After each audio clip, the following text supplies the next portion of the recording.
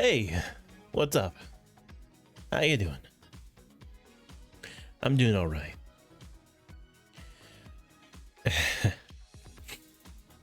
So yeah, a little late, but I'm gonna be doing some quick Genshin, because there is a few things that I wanted to do, and I didn't want to miss out on doing them. So, why don't we just get right into it, huh? So yeah, give me 1 second.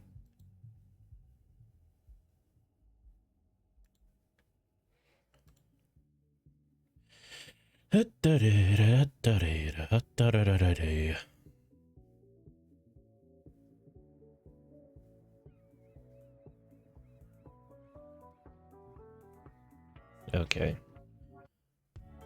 Gonna pause the music, even though it's really nice music. Oops. Okay.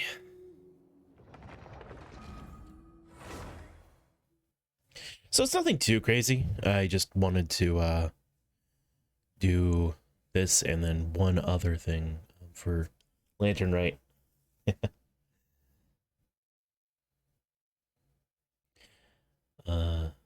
But yeah.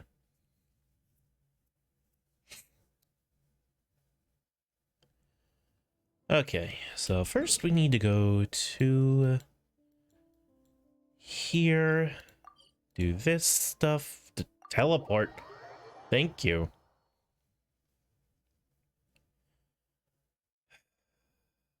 Okay. Since Venti's gonna be here.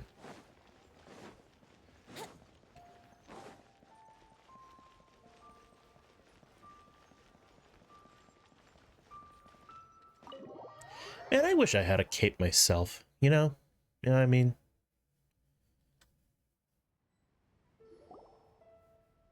Oh, so that's how it is. Thanks for the suggestions, Mr. Zhongli. I have them all noted down. I've long heard that your knowledge encompasses all things old and new, Mr. Zhongli, but I never knew that you were well versed in the art of cooking, too. It is truly an honor to make your acquaintance. No need for formalities. I too feel humbled to be in the company of such talented young people. There are many things I could learn from you. Oh, you flatter us. If it's possible, may I trouble you to provide a few words of guidance for my practices in exorcism? Exorcism? I can't say I'm an expert in the field, but if you don't mind, we could start by discussing... Whoa, there's so many people here. There's 4 people. All we knew was that Hu Tao invited Zhongli over. Paimon never thought we'd be meeting so many old friends. Happy Lantern Rite, everyone! Happy Lantern Right. Likewise. Please take a seat.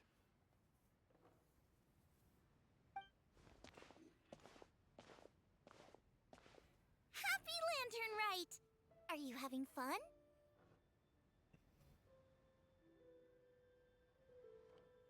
I'm learning a lot. Me too.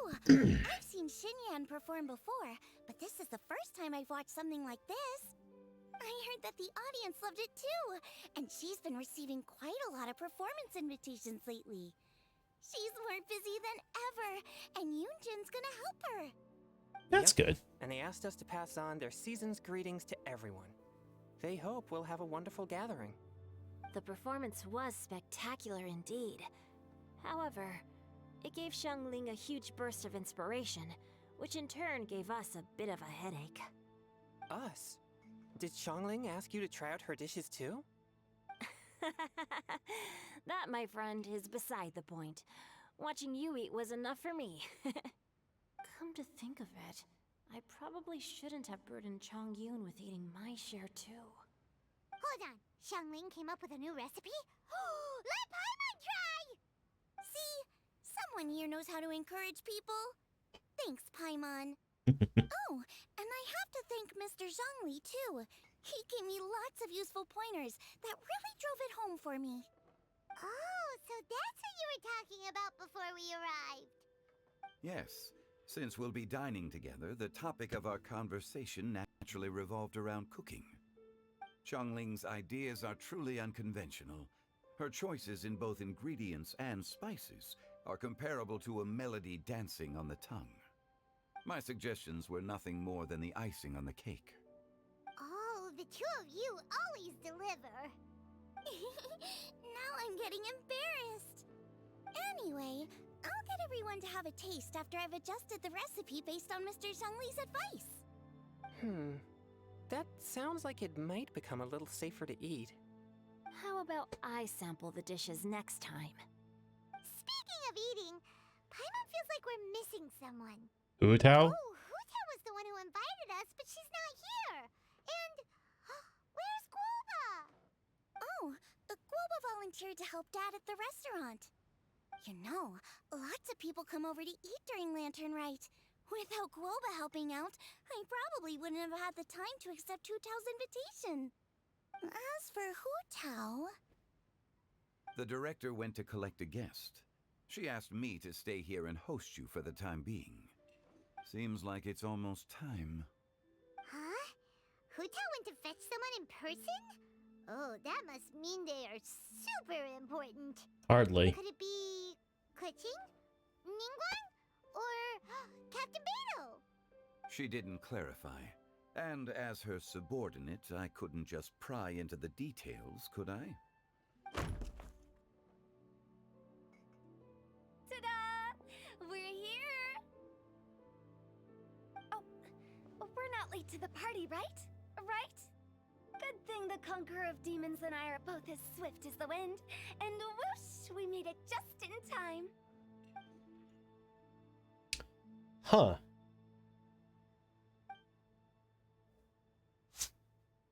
Just exclamation mark. Oh.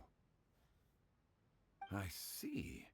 So the important guest is the Conqueror of Demons. I've been looking forward to meeting you. The director didn't mention anything when she invited us. What a pleasant surprise. Gathered here with us tonight are not only young and accomplished individuals, but also the protector of Liyue's peace, Adeptus Alatus. To convene here with all of you is indeed a great honor. Act natural, Jean. Ah. Excuse me. Ooh, something's in my throat. It's almost Lantern Rite, yet you took all the trouble coming here. The director has a way of making it difficult to decline. Rex Lapis, may I ask what troubles you? The director asked me to buy sesame oil in preparation for the celebrations. Huh. Then why would you come all the way to Wangshu Inn? I had a pleasant chat with Chef Yanxiao and received some spices from him. And, see? Here's some matsutake and a portion of ham. What about the sesame oil? It's a shame. I couldn't find the kind the director was looking for.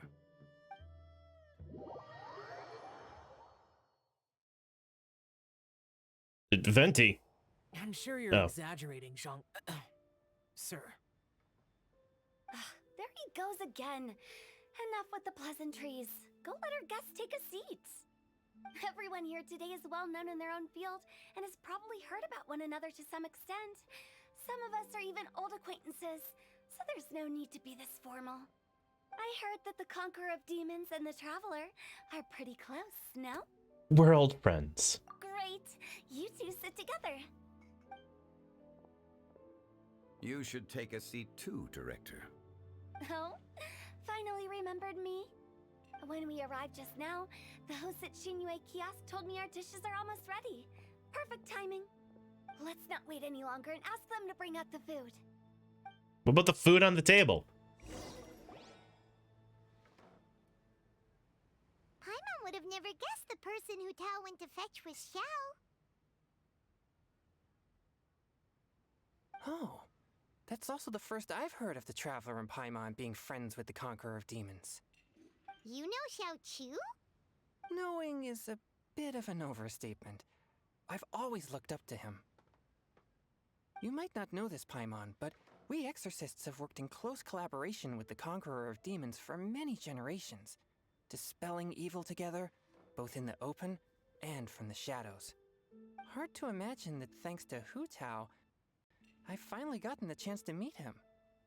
Conqueror of Demons, I'm honored to make your acquaintance. Likewise.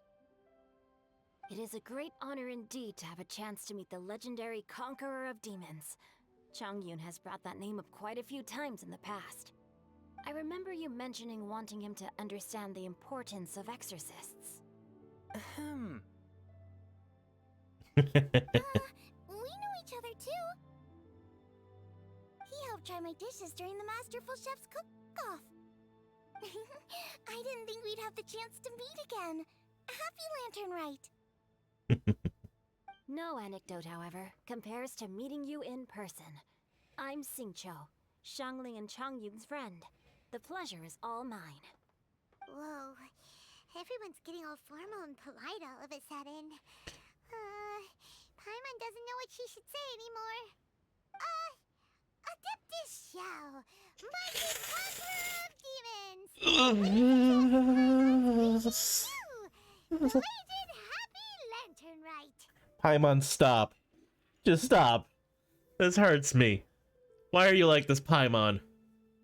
Belated isn't the right word to use here. Paimon tried very hard to look for a fancy word, okay? Don't be too harsh on Paimon! There's no need to be so polite. You're right. This was meant to be a nice little get-together between friends after all. Too much formality kills the atmosphere.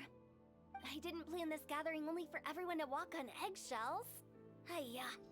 What's your true intention, then? A little get-together between friends, sipping the finest tea and watching lanterns float into the sky, bidding farewell to the past, and embracing the present with joy. And that is something our consultant would say. I think it deserves a standing ovation. Indeed. Exceptional acting skills, Director. As for me, I'm just here to have fun and treat everyone to something good. We all worked really hard this year, whether traveling or guiding, cooking, helping with the family business, exorcising evil spirits, or conquering demons. And of course, our consultant, who's been helping out at the parlor every now and then. Everyone has done some pretty amazing things. As the one who brought everyone together, it goes without saying that I'm the one most deserving of praise. Huh? Sounds kinda self-important, but Paimon thinks it's pretty amazing that she managed to talk Xiao into coming. He rarely ever enters Liyue Harbor after all. I'm curious about how she did it. It wasn't as complicated as you think.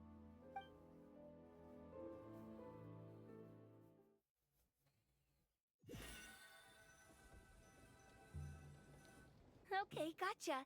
Thanks, boss lady. It's not boss lady, just boss. And there she goes. What a lively girl. Conqueror of Demons, Adeptus Xiao. Guardian of Wangshu Inn, hero of Dihua Marsh. I know you're there.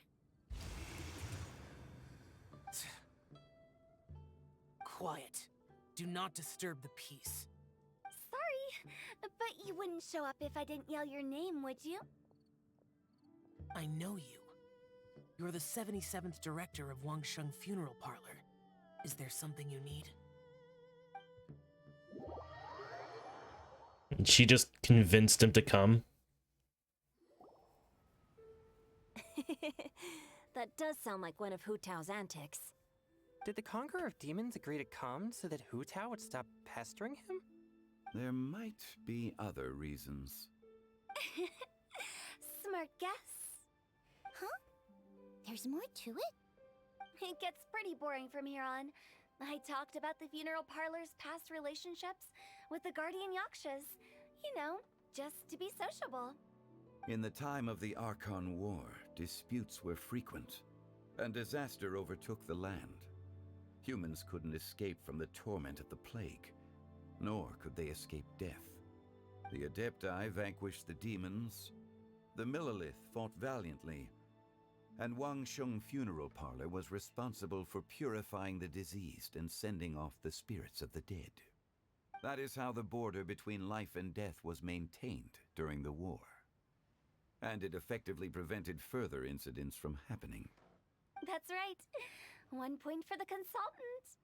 But despite our deep-rooted connection, it still took me quite a while to actually convince him. Was he worried about his karma? You know him pretty well, huh? This matter is out of my control, so I need to be cautious. True, but I've kept that in mind too. That's why everyone here today is in one way or another acquainted with elemental power. Besides, it'll only be for a short while as we dine together. There won't be any lasting consequences. But I didn't expect there to be so many people. There's no need to worry, Conqueror of Demons. We're not feeling anything unusual so far. Our young exorcist over here is protected by his pure yang energy, so he's probably the most resilient. That's not the same. And did you just toss your carrots into my bowl? Hey, don't look away. Huh? What? I'm siding with Chongyun. I saw that too. You're lucky Guoba isn't here today. He hates seeing people being picky with their food. If he'd seen that, he'd definitely make you eat all your carrots. Huh? Guoba would do that? Is he that uncompromising? But now that I think of it, Xianglin told me that Guoba used to be the stove god. It sounds like you've heard the rumors. You seem pretty quiet today. Is everything okay? I'm doing fine. Not long ago, before Lantern Rite, I met an old friend. Thanks to his help, things have been a lot more stable than before. That's an old friend. You should know him. He's... The wind? Seeds of story, brought by the wind. And cultivated by time. Did Paimon just unconsciously complete that thing? That voice. Could it be? It must be.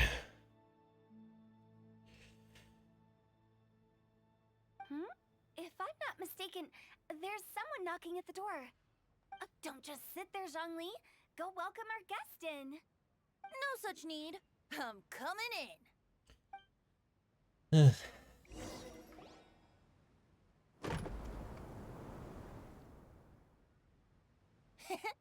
You finally let me in. Hello, hello. No matter if we've met before or not, this moment marks a brand new encounter. Old friends and new. Happy Lantern Rite. There you are, Venti. Oh, it's the tone-deaf bard. Oh, he seems to carry a valiant breeze wherever he goes. It looks like we're gonna be friends. Fate has brought us together, so come on, take a seat and be my guest. Help yourself. Oh, I'll ask them for another set of cutlery. This young lady here is as bright as a fresh bouquet of flowers in the morning's rising sun. She no doubt is the one with the most authority here. Whoa, these dishes look amazing! Is it really okay for me to join in?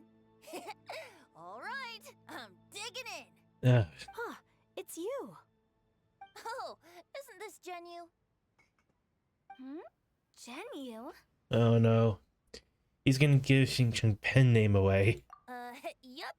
Now that I've taken a closer look, you're a fan of Genyu's works, aren't you?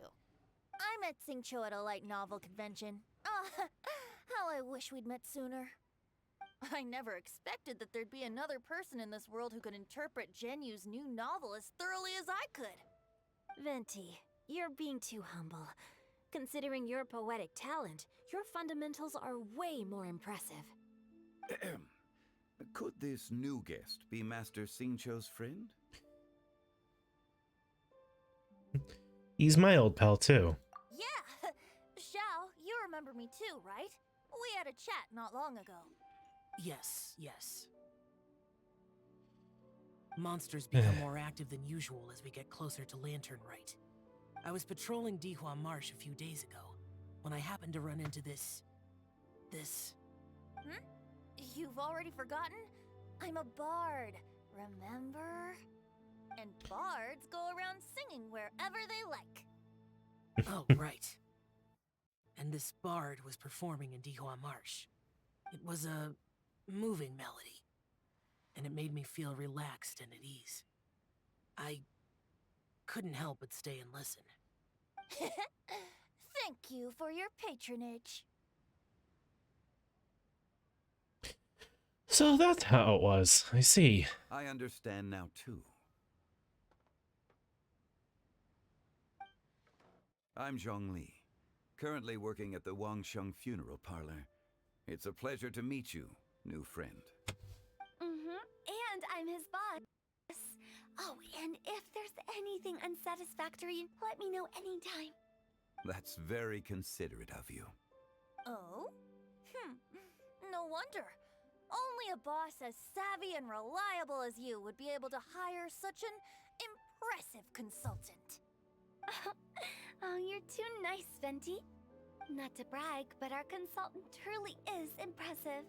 His knowledge extends across the stars and the land, and there's nothing throughout history that he doesn't know. The sheer fact that we know exactly what's going on here is hilarious.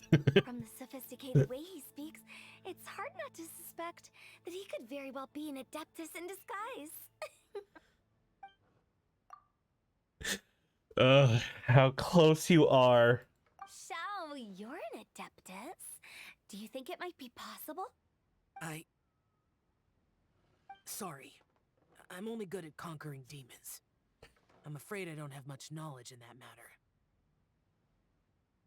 matter. Really? But Paimon thinks you're super knowledgeable. Paimon, play along. Huh? Oh, right! Xiao's a warrior. He doesn't come to the city very often, so it's, pretty normal for him to not know anything. Yeah. Paimon. Really? I've actually heard a few things about Mr. Zhongli before. The guests in the tavern talked about this refined and courteous man who, instead of having wine at Mondstadt's finest tavern, ordered a cup of hot tea with the most complex name. Now that you mention it, I seem to recall that there indeed is a musician like yourself in Mondstadt. I've heard that he's elegant and amiable, his works witty and vibrant. It's no overstatement to regard him as the best bard in Mondstadt. Now you're making me embarrassed. I would say that Mondstadt's poetry is a little run-of-the-mill sometimes. There's one I heard a while back that went, The old house is renewed, welcoming the spring breeze, awakening old memories. The meaning's there, but the word choices are unimaginative, and there's a distinct lack of literary flair. I think so too. The composition needs a little jazzing up. If I were to give it a go, I'd make it an old melon on a vine, a new flower that grows fine. Oh, good one! It feels unique and has a nice ring to it. You have great taste, Venti. I was right about you. Let's shake hands. Of course, of course. I have a weird feeling about this. Almost as if, they're only surface level getting along, but that's just me. Hey, Xingqiu! Mind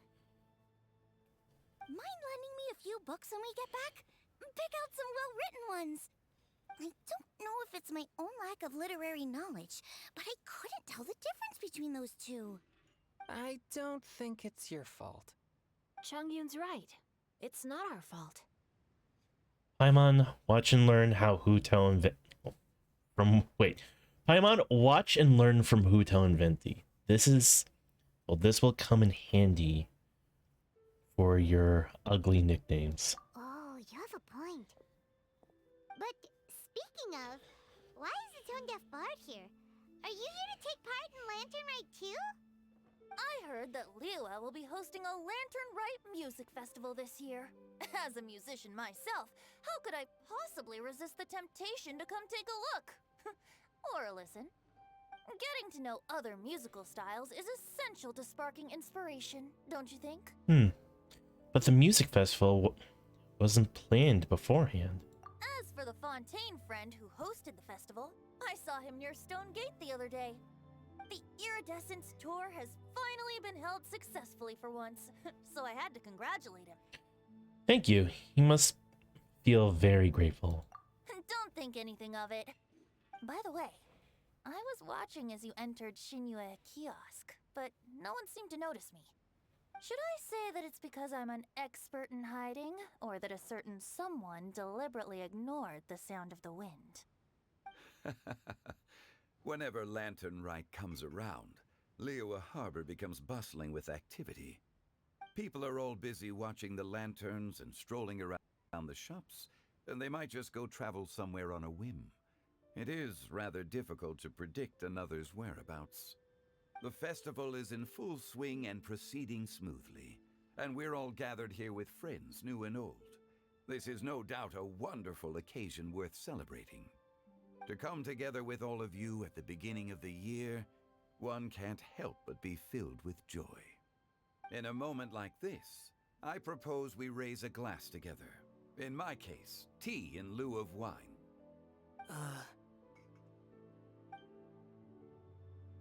Very well said, Mr. Zhongli.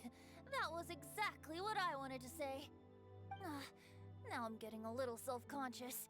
I didn't cause you too much trouble barging in like that, did I?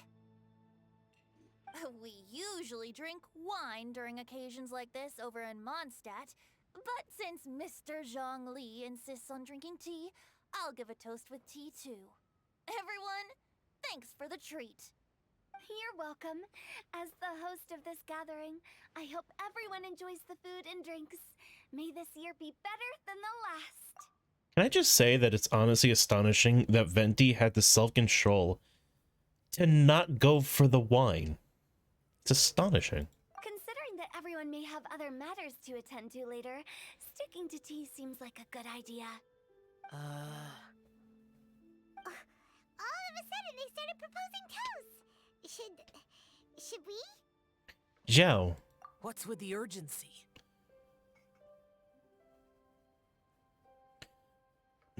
are you done eating? Want to head out for a walk? Sure. Have you two finished eating? It's always nice to have a breath of fresh air after a meal. Helps with digestion. Paimon will come too. You're still hungry, right? Yeah? Don't worry, we'll be back soon. Okay then. Don't forget to come back.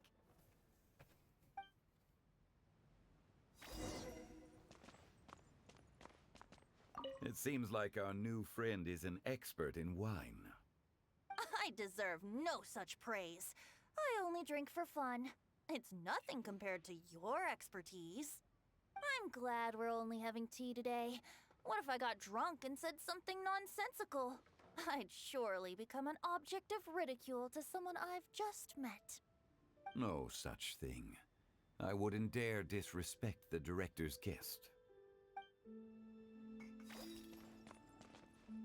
You're not allowed to leave Paimon here alone.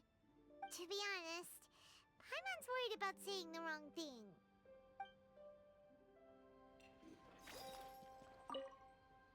Did you talk about anything interesting before we started the meal? Anything fun I missed out on? Oh, we were talking about cooking. Mr. Zhongli told us that he went on a trip to Xiaoyang Village the other day and got a hold of some uncommon ingredients. Tea seed oil and sesame oil.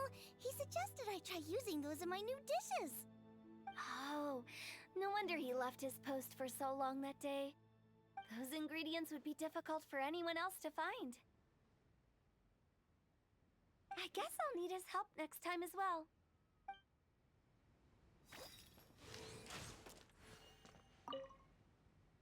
about you and Venti? Could he be a partner in your family business? That's right. You know how my family is. A lot of business secrets can't just be divulged at the dinner table. Ah, just as I thought.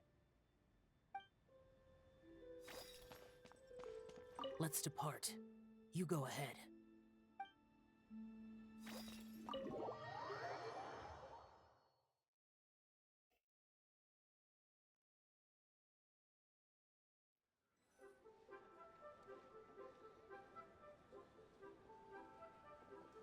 Are you all right? I should be the one asking you that. It's hard to describe. Unfamiliar with gatherings like this? It's not that. There were those among the Adepti who loved gatherings and idle chit-chat. Sometimes they would call up a few others for a drink. Even I got dragged along to their gatherings many times. The Adepti all have their specialties, making most of them proud and arrogant.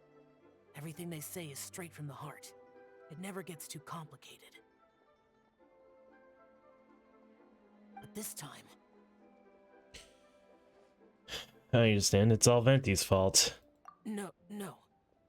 I didn't mean that. So you know his true identity. I'll get straight to the point then. The Animo Archon is a free spirit, and his temperament is as carefree as the music he plays on the flute.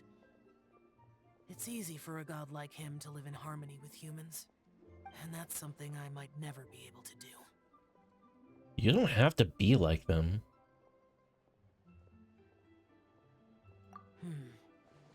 That does sound like something you would say.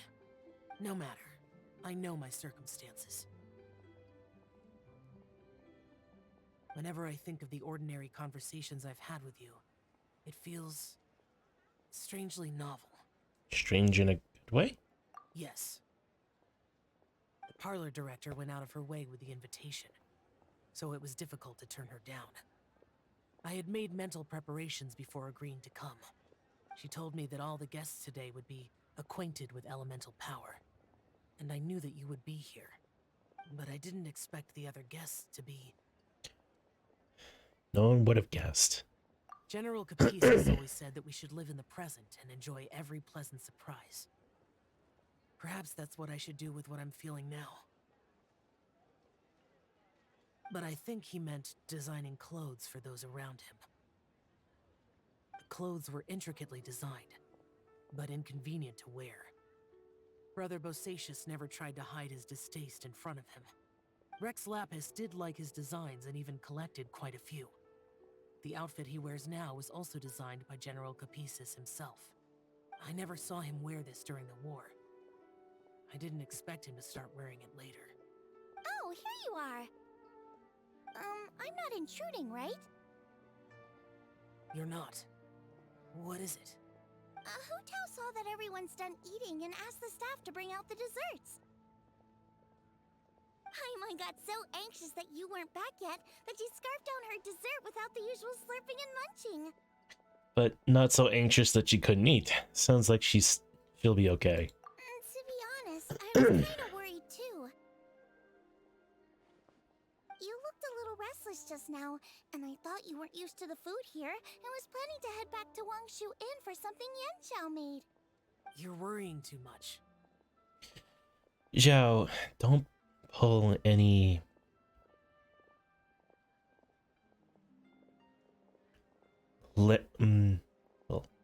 lamistic wind cyclones on us. Why would I? Anyway, let's head back. Please wait! There's another reason why I came looking for you. Here, take these. I brought them for you. Almond tofu? Yup. Since the Masterful Chef's competition, you could say that Yanxiao and I are not only competitors, but good friends as well. I visit him at Wangshu Inn sometimes to discuss our cooking.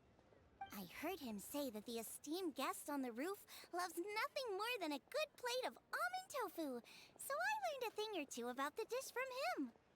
I'll be honest.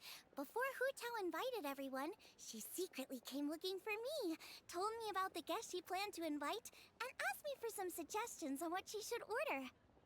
So I made a few servings of almond tofu for you guys in advance. Take them as a token of gratitude for your support. When I told Guoba that I was making these for you, he started eagerly running around the kitchen and helping a lot too. Thank you, Xingling and Guoba. Thank you for the trouble. There was no need to. I'll take them. Thank you. And Guoba too. You're welcome. Oh, the almond tofu I made probably tastes and feels a little different from the type Yanxiao cooks. Please let me know if there's any improvements I should make. Okay. That's all. Alrighty, we should head back now. We can't keep Paimon waiting.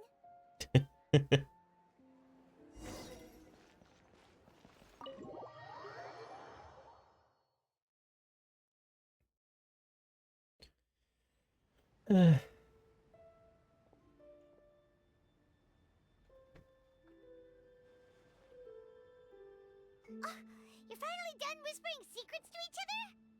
So much for promising Paimon you'll be back soon. You were gone for like maybe 5 minutes. You were pretty quick. You're only hungry because you have no sense of time. Angry. How could you say that to Paimon? In that case, besides having no sense of time, Paimon will let you know what having no sense of fullness looks like. Your dessert is all Paimon's. Sorry to keep everyone waiting. No worries, we're all just chatting here. There's no serious business to take care of. Whether we're chatting outside or inside, it's all the same.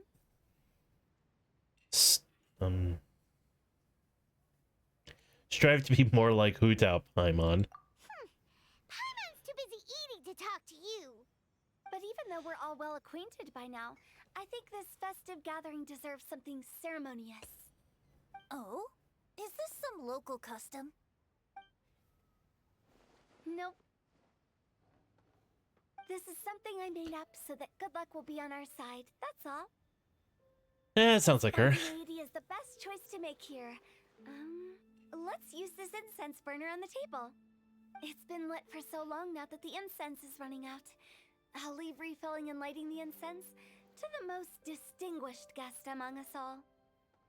Lighting the incense will signify continuous growth and prosperity in all our endeavors in the new year. I see. Perfect symbolism, as expected of Hu Tao. And speaking of the most distinguished guest here today, I'm sure we all agree that it's Mr. Zhongli. I'm not very familiar with the details of his past deeds, but chatting with him has been a real eye-opener, even for a bard who has traveled all across the world. Yeah, If no. knowledge were a form of power, one could even say that you're a wielder of unlimited strength. But when it comes to having a way with words, the notable bard is certainly one cut above the rest. I just happen to have a good memory. It is such an unexceptional skill, yet you made it sound like an unparalleled talent. I am truly impressed. Since we all get to nominate someone...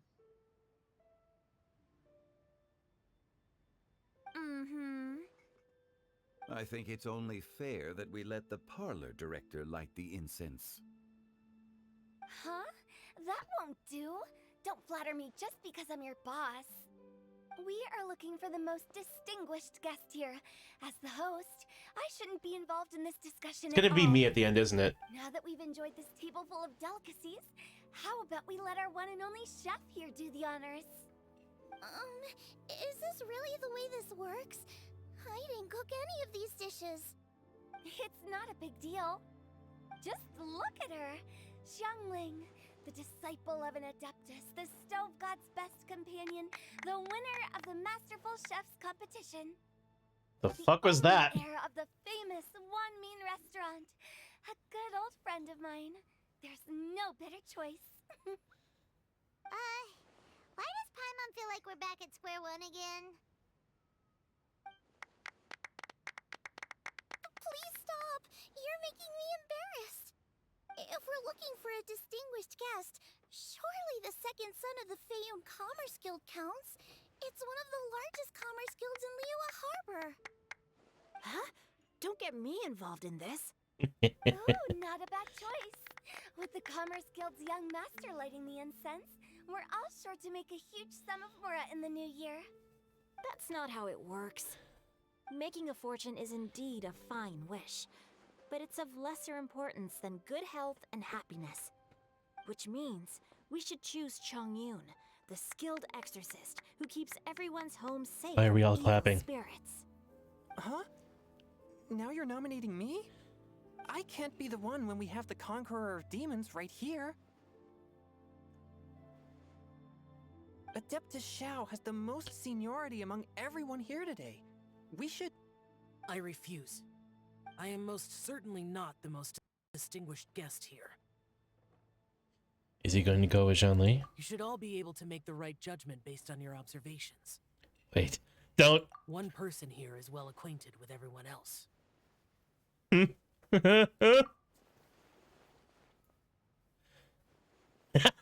love that delay.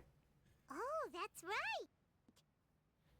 Even though you're always mocking Paimon, you're still pretty popular with other people. No, wait. Paimon said she wouldn't talk to you again. I'm not the only well-connected person here, though. Huh? Who else is there? Take a look in the mirror. Huh? Huh? Does that mean Paimon's the most distinguished guest? Well, that was unexpected! I agree. Paimon's just the one we need. Without a friend constantly by your side, a long journey would become dreadfully lonesome. But once you have someone there to brighten up the atmosphere, everything along the way will become lively and vibrant too. Ah. The traveler has traversed many nations and left behind a great deal of fascinating stories. But without Paimon, they would have become quite monotonous. Paimon plays an indispensable role in making your journey a happy and smooth one. You guys, Paimon's not used to being praised like that. Aww. Those were genuine compliments, right? Of course. You're the best travel companion ever. Thank you. You made Paimon wait for a long time, but Paimon's not mad anymore. Don't take everything to heart, Paimon. Friends tease each other all the time. That is indeed true. That means Paimon is as important to the traveler as Guoba is to me. Looks like we've come to an agreement. Any objections before we proceed? I trust the traveler's judgment. Then Paimon it is. And now, the world's most excellent traveler's greatest companion, guide, and friend, Paimon, will be refilling and lighting the incense for us. Here you go. Take the match and don't burn yourself. But if things go really wrong, here's the 2-for-1 coupon.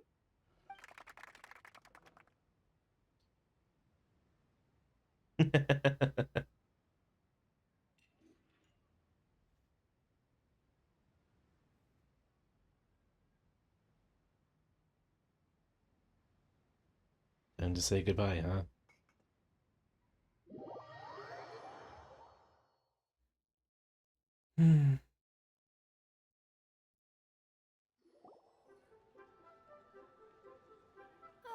It's getting late. I won't take up any more of your time. You're all free to go as you please.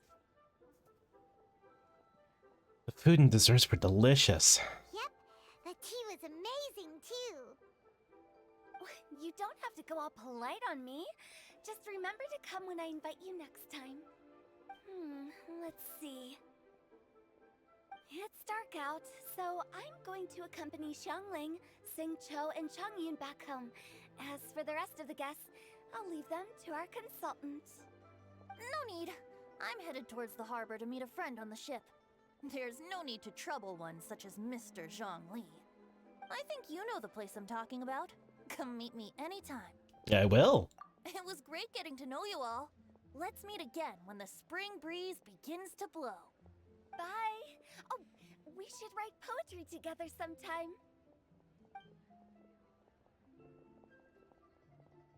We'll catch you all later then. Don't forget to return to the parlor later. There's something I need you to do. Understood. See you later. Bye. Well then, Rex Lapis. just Zhongli will do. I live as a mortal in Liu Harbor now. I am just one among many who begin work at sunrise and retire to rest at sundown. If we were to consider status and seniority as Zhongli, I should be respectfully referring to you as Adeptus Shao. Heaven forbid. Let's stop teasing him now. I meant what I said. I heard that during the Lantern Rite Music Festival, you conferred with Streetward Rambler and Cloud Retainer. I take it as you've gained a lot more knowledge about the past? The same truth will sound different coming from different people. As more bear witness to a story, feelings and interpretations expand in variety too. I once had a pleasant chat about the past and present with a Sumeru scholar named Soraya, and learned a few things about her research topic. From the evidence she found and the conclusion she made, her area of research is already very close to the truth. But there are multiple sides to humans and gods alike. In the legends recorded by humans, some gods were depicted as arrogant and condescending, while others were kind and capable. But whether to me, Streetward Rambler, Cloud Retainer, or younger adepti such as Shao and Ganyu, those adepti and gods that may seem extraordinary to humans are something more akin to close companions. This was as true back then as it is right now. Just how Shao may seem unapproachable to most, but the Traveler has proved otherwise. So there's no need to dwell too much on certain things. Zhongli, what you're saying is... It looks like you understood what I meant. Ah. The director asked me to accompany you on your return, but I don't think you'll need my protection. I'll be taking a walk around and admiring the night scenery. After that, it'll be time for me to go back and meet up with the director. Goodbye for now. Bye, Zhongli. Everyone's gone now. Paimon always feels a little empty inside when a lively celebration ends. But That's normal. at least you always stay by Paimon's side. No. Paimon got it mixed up. Paimon, the best and most distinguished travel guide, will always stay by your side, traveler. I'm afraid there'll be a lot to ask of you in the future too, most distinguished Paimon. Good that you're aware of that. Shell, is there anything else you want to do? We could take you on a tour of Liyue Harbor. No need. I've stayed here for much longer than I had expected. The city lights are a fine sight, but it's time for me to leave. The events of today occurred so abruptly. I appreciate your kindness. The feeling's mutual. You don't have to thank me every time. Okay. I'll see you next time then.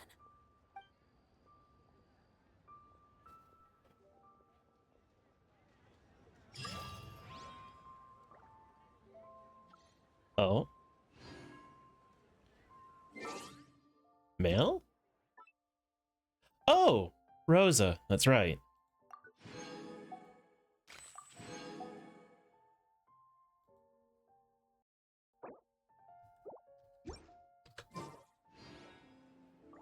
Okay, next we're going to talk to people.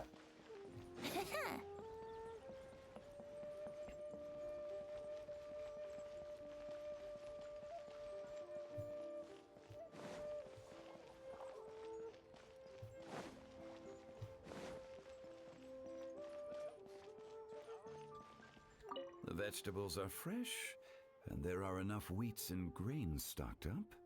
I'll pass on the seafood. Oh, it's you. We meet again. Surprised to see me here? It's the director's orders. Xiangling worked all day and night at the restaurant during the festival and didn't get to have any time to enjoy the festivities. The director sent me here to help out in the kitchen so that Xiangling will have some time to herself. But with someone as hardworking as you around, there seems to be nothing much for me to do.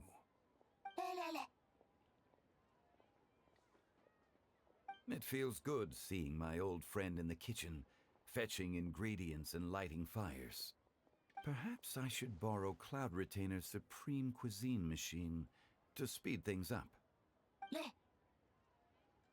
You'd still prefer to make them by hand, but of course.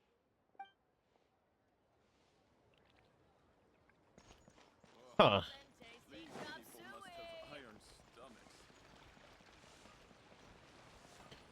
Okay, I don't know why they're over in the harbor repair, but apparently the four knuckleheads are here.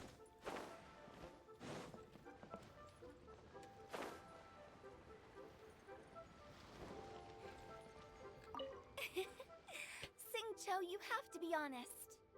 Hmm? Honest about what? How did you and Venti really meet? Why are you suddenly asking that? Aren't they book buddies? Yeah, we met a few times at a book convention. That's all. Oh, really?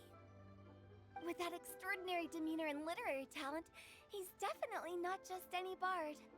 If he's someone that could hold his ground in a conversation with a consultant, he needs to at least be as talented as me.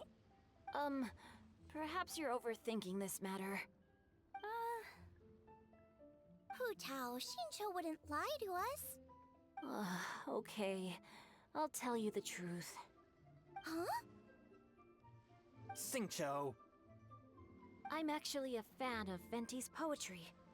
You all know that I love reading, and sometimes come across poetry from Mondstadt. Among those works, I admire the ones penned by Venti the most. Just as Hu Tao said, his artistry is the reflection of his personality, remarkable grace and exceptional literary talent.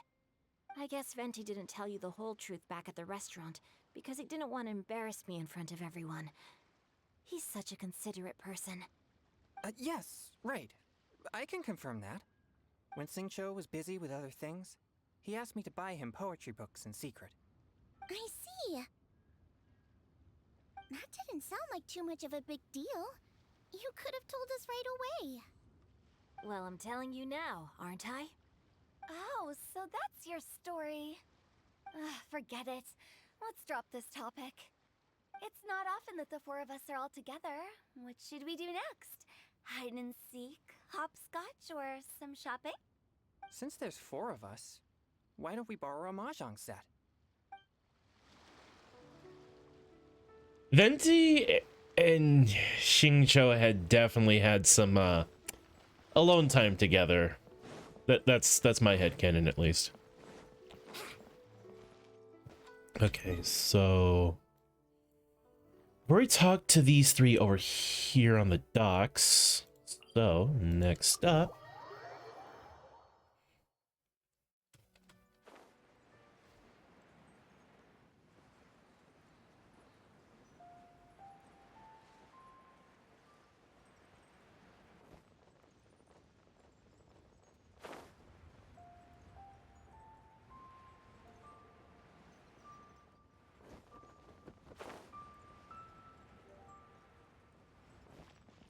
Hey, don't tell me you called me over for just a game of chess. You have to be more specific, Captain Beidou. Is it that you find playing chess an uninteresting activity, or that you're unhappy about my lack of novel ideas? If you don't specify what you mean, how could I know what I should do to please you? Of course. I make a single remark and you reply with a full-blown lecture. Maybe we should deal with all official affairs publicly in the future. It might just make things easier. I'd be perfectly happy with that. just worried that Captain Beto's business might be negatively affected. Don't give me that. That woman from Yenshang Tea House sometimes comes aboard to ask for information. She requested the fleet to import some goods, but how could I not know who she's actually working for? Oh, you sure know a lot, Captain Beto. How about I ask her to come over? Or maybe we go straight to her tea house. With one more person around, we'll be able to have some variety in our chess games. I hope that would be less of a bore to you. So, we're still gonna play chess after all.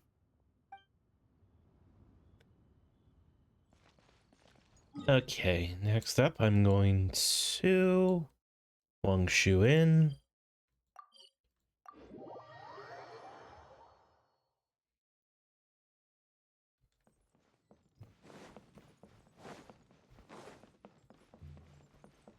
Wouldn't gliding be faster? Yen Xiao just came up here with some almond tofu, but I haven't finished everything Xiangling gave me yet. You should try some too. I'm not as experienced in tasting mortal food as you, and I couldn't tell the difference. There must be many different stories to tell of the hustle and bustle of the mortal world, too. You can tell me. I will listen.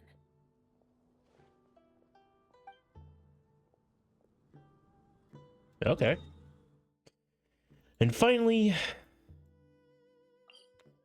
on the crux.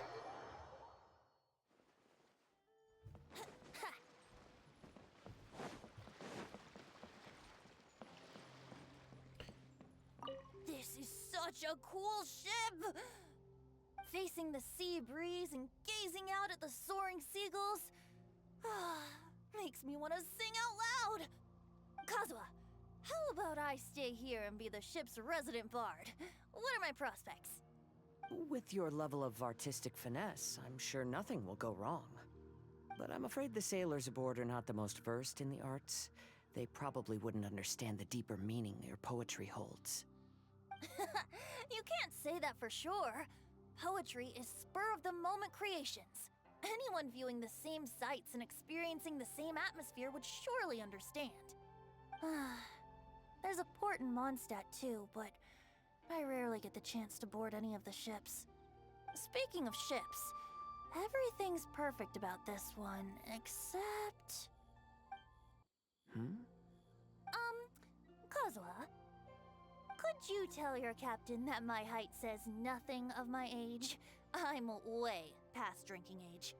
How often does one get to enjoy a seafood feast on a ship? It'll be a real shame if there isn't anything stronger to enhance the food. Pretty please? There's not much I can do about that. It's not because Captain Beto's not on the ship right now, but because there's no room for negotiation on this matter.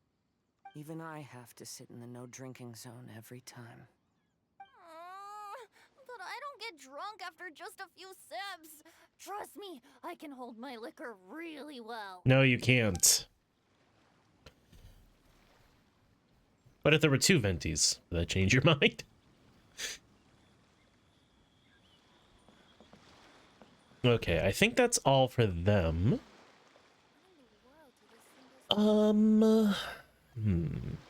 Yeah, I'll do it.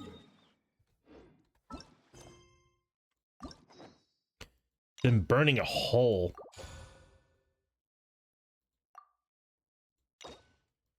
You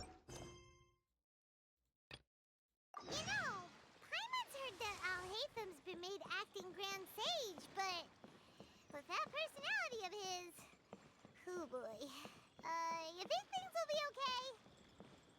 Why don't we go to the Academia and ask around?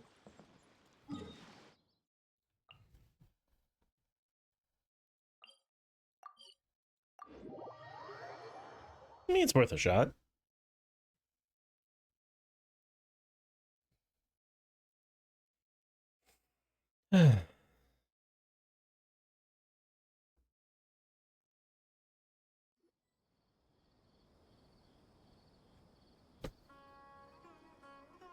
How's everything going with your thesis?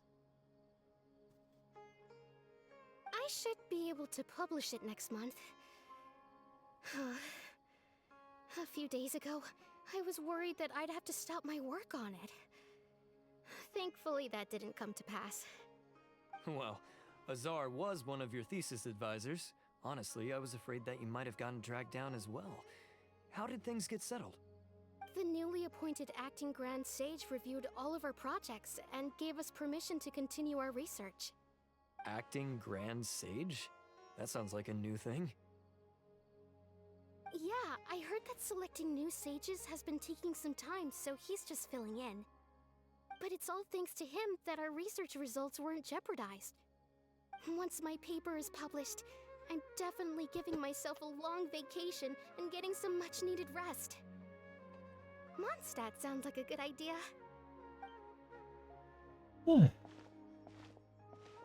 They're really out of their minds, making Alhaitham the acting Grand Sage? Take it easy, Professor. I'm puzzled as well. Just going by qualifications, you're one of our most preeminent scholars. I don't know why they picked a stripling like him. Fool! Do you think I'm angry because I wasn't chosen for the position? No! It's because I don't understand why they chose him! He was one of my students, but he rarely attended class. When I asked him about it, he retorted that self-study was better use of his time. What brazen arrogance, misery of miseries, for the Academia to have him as the acting Grand Sage?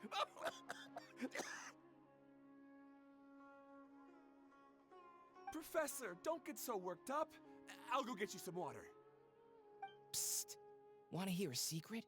I've heard the new acting Grand Sage is from Haravatat. Really? Who is it? Someone named Alhaitham.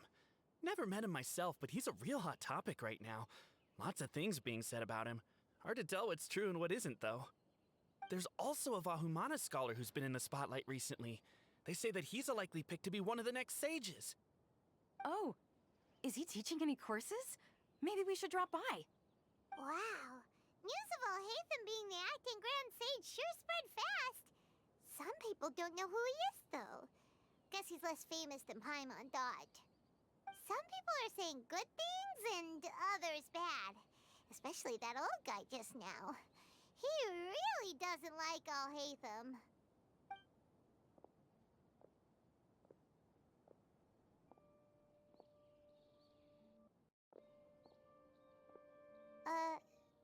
Hey, are you okay? You don't look too good. The Matra. The Matra? I'm Ilias. I have to talk to a Matra about something important. In the state you're in? You shouldn't push yourself. Why don't you tell us what happened and we'll pass on your message to a Matra? No, I have to tell them myself. They are the only ones I could trust. Sorry, can you lend me your arm? This is an important matter. Failure is not an option. Since you put it that way, fine. We'll take you to a Matra. That's fair.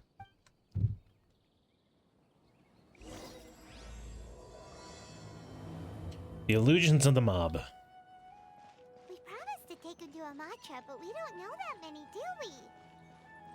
Oh, wait! Cyno should be back at the Academia! Let's go find him!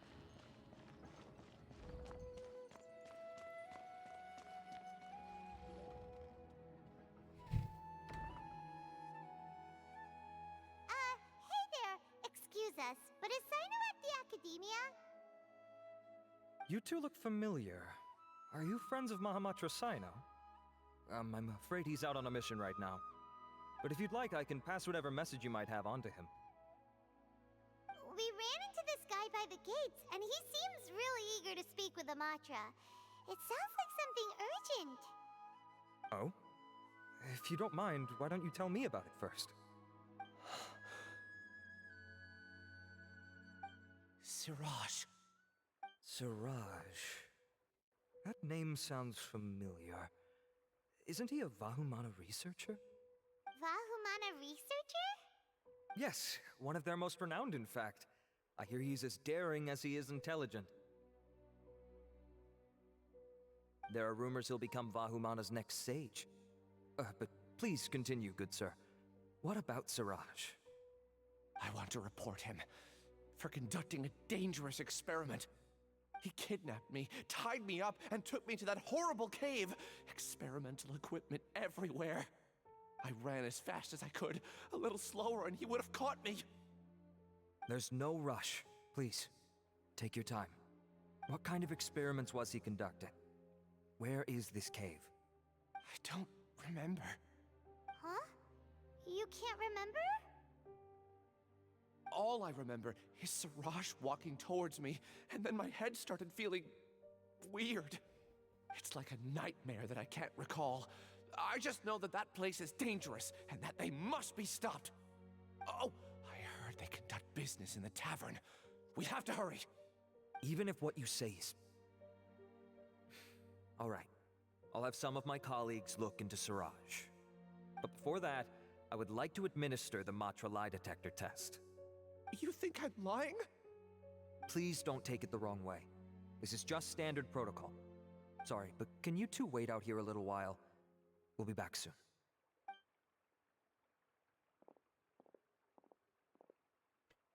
Wait, somewhat longer than expected. Huh? I'll hate them. Let me bring you up to speed. First things first, Ilyas passed the lie detector test. This indicates that what he said is highly credible. As such, we've decided to launch an investigation based on the leads he provided. Per protocol, this matter was reported to Acting Grand Sage Alhaitham. After hearing about it, he left a message for Mahamatra Sino and then asked to join the investigation. Huh. It's kind of weird for you to be working with the Matra. Is there a special reason? You're overthinking things. My interest was piqued is all. Really? I'm surprised you have this much free time. In that case, let's join in as well, shall we, Traveler? It's already against protocol for Acting Grand Sage Alhaitham to participate in this investigation. As for you two... Oh, never mind. After all, you were the ones who brought Ilyas here. I'll allow you to accompany us, but you have to promise to keep everything confidential. Don't you worry. Our lips are sealed. Alright, in that case, I'll fill you in on what we know so far. Ilyas claimed that Siraj will be conducting some business with a Kasharawar researcher at the tavern. This is one of his few clear memories. It seems he stumbled upon this information while escaping. Incidentally, Siraj isn't at the academia right now. He applied for long-term off-site research 1 month ago. It's close to the time that Ilyas had given, so we've decided to head to the tavern and investigate any suspicious persons. That's right. Arath, prepare to head out. You two, do as you will. Oh, come on! We already said that we're coming!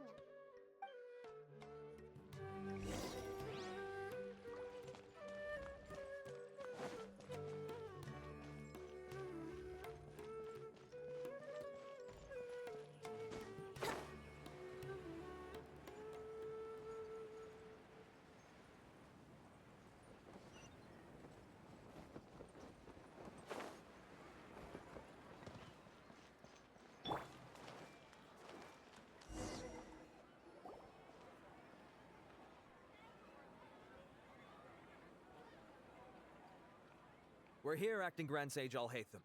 What's our next course of action? Acting Grand Sage Alhaitham? Looks like you haven't read any memos lately. The new Academia decree clearly states that even a sage doesn't have the authority to interfere with the Matra's actions during an ongoing investigation. If your superior were here, he wouldn't be asking me what to do. Instead, he'd be telling me to stay out of the way. You're right. Understood. Then please wait here as we lock down the perimeter and search for suspicious persons. Ilyas, please stay here.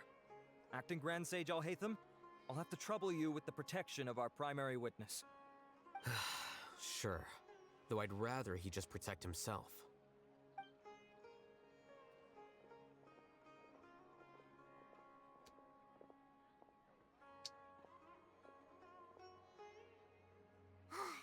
You're the same as ever.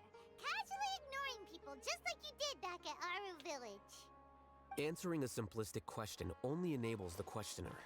Besides, I need him to understand my position clearly. What do you mean? Arav has just as many doubts about my coming along as you do. But unlike you two, he's making this matter more complicated than it is, with his considerations like the acting Grand Sage is trying to seize the Matra's powers. That question was obviously bait. The Matra were once under the influence of the sages, and so were often subject to these bureaucratic traps. The test was strictly unnecessary, though. I hope that our exchange will assure him that I won't interfere with their work this time. Why is this so complicated? This is why I was against becoming the acting Grand Sage from the very first. Titles and rank inevitably make a lot of things more troublesome than usual. Excuse me, acting Grand Sage Alhaitham. I've had a question on my mind, and I need to know the answer no matter what. Have we met before? No. I have no recollection of ever meeting you. Haha! I thought so too. I probably wouldn't have had anything to do with someone of your caliber. Then why did you ask? Well, for some reason I felt a sense of familiarity when I met you for the first time. Really? A misperception, perhaps. Or...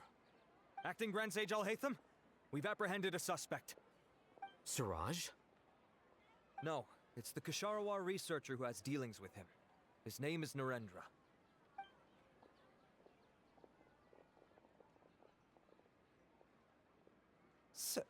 Acting Sage Alhaitham? Wait, can someone please explain what's going on? I admit that I did steal some mechanical components from the lab and sell them, but does something like that really warrant the personal interest of the acting Grand Sage? What have I gotten myself into? I know I let greed get the best of me, but please, I promise that this won't ever happen again. I would like to ask him a few questions. Of course. Do you know Siraj? Yeah, that's the name of my buyer. He asked to make the transaction at the tavern, but he never showed up. What were the details of this transaction? He's doing some kind of experiment that seems to require many power generators and electrical components that can only be found in our project. He contacted me in private and said that he'd pay a large sum of Mora if I was willing to put some aside for him, under the pretense of them being defective parts. We had originally agreed to meet at the tavern earlier today to do the trade. I sure didn't expect to get stood up, or run into you all. Perhaps Siraj was aware that Ilyas might leak information, so he intentionally didn't show up. Whatever the case, it seems that this lead ends here. The good news is, regardless of what Siraj was planning, his progress will now be severely hindered by a lack of power generators and electrical components. We still have time to conduct our investigation. Do you have any more questions for the suspect? No, he's all yours. But I'd like to borrow Ilyas for a while. Oh, that's fine. We conducted a comprehensive lie detection exam, which showed that he has a genuine case of amnesia. We're not planning to pursue any further breakthroughs on that front. However, I am curious, what do you need him for exactly? I've read some papers regarding amnesia, and I'd like to try restoring his memories. I see. We'll be returning to the Academia then. I'll leave Ilyas in your care.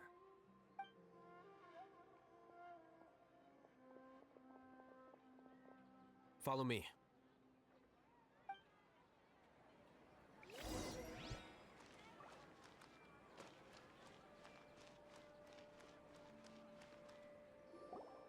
Siraj didn't show up at the tavern, and Narendra didn't give us any leads.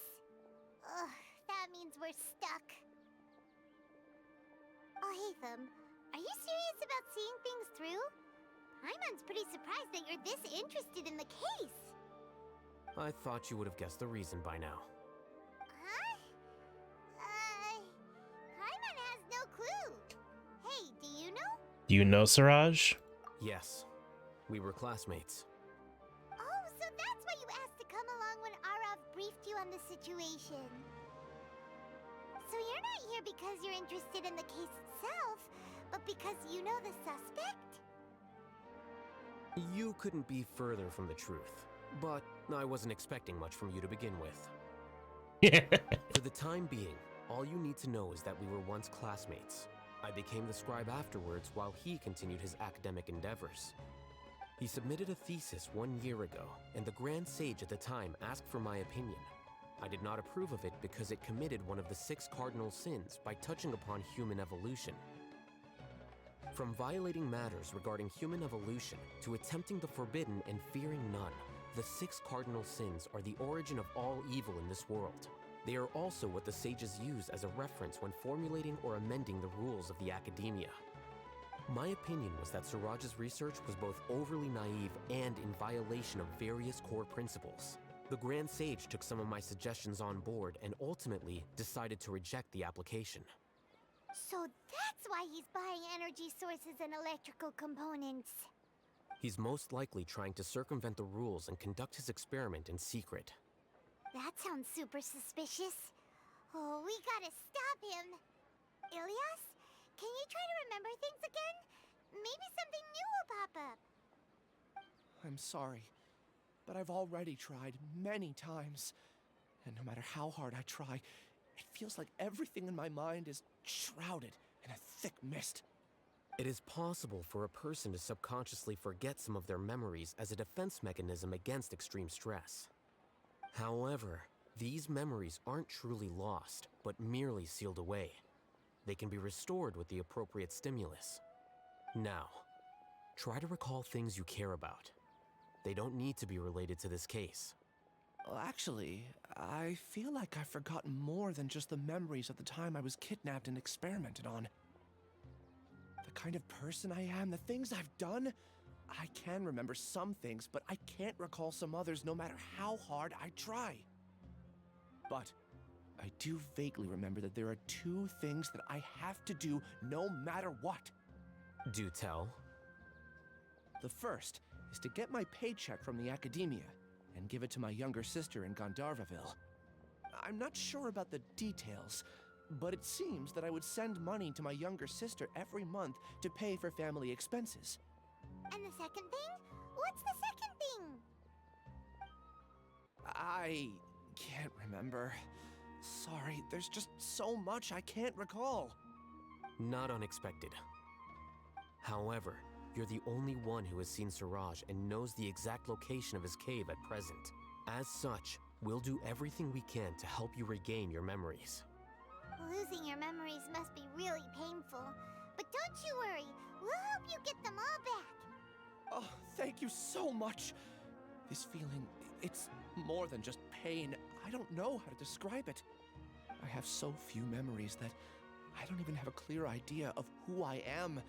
And my head's always ringing. It feels like I could faint at any moment. But amidst all that, it also feels like I've been set free somehow. Nevertheless, I have you all to thank for bringing me what clarity I do have right now. Now, I do remember that I worked part-time at a place in the academia called the Research Preparation Center. That's also where I got my monthly paycheck. I see. In that case, let's go and find whoever's in charge there. Yeah.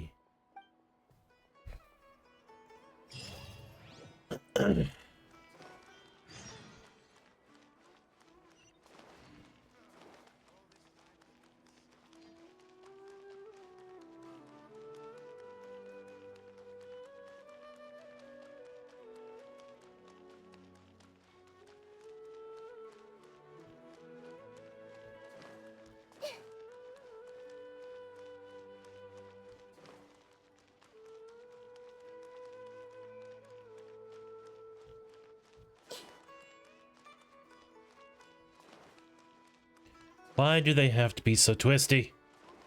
I preferred something like Liyue where it's straightforward. Or Inazuma where it's straightforward. Or Mondstadt that's somewhat straightforward.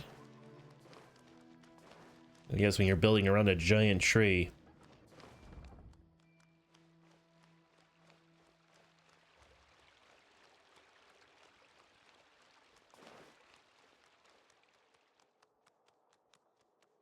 Why is there no music in the academia?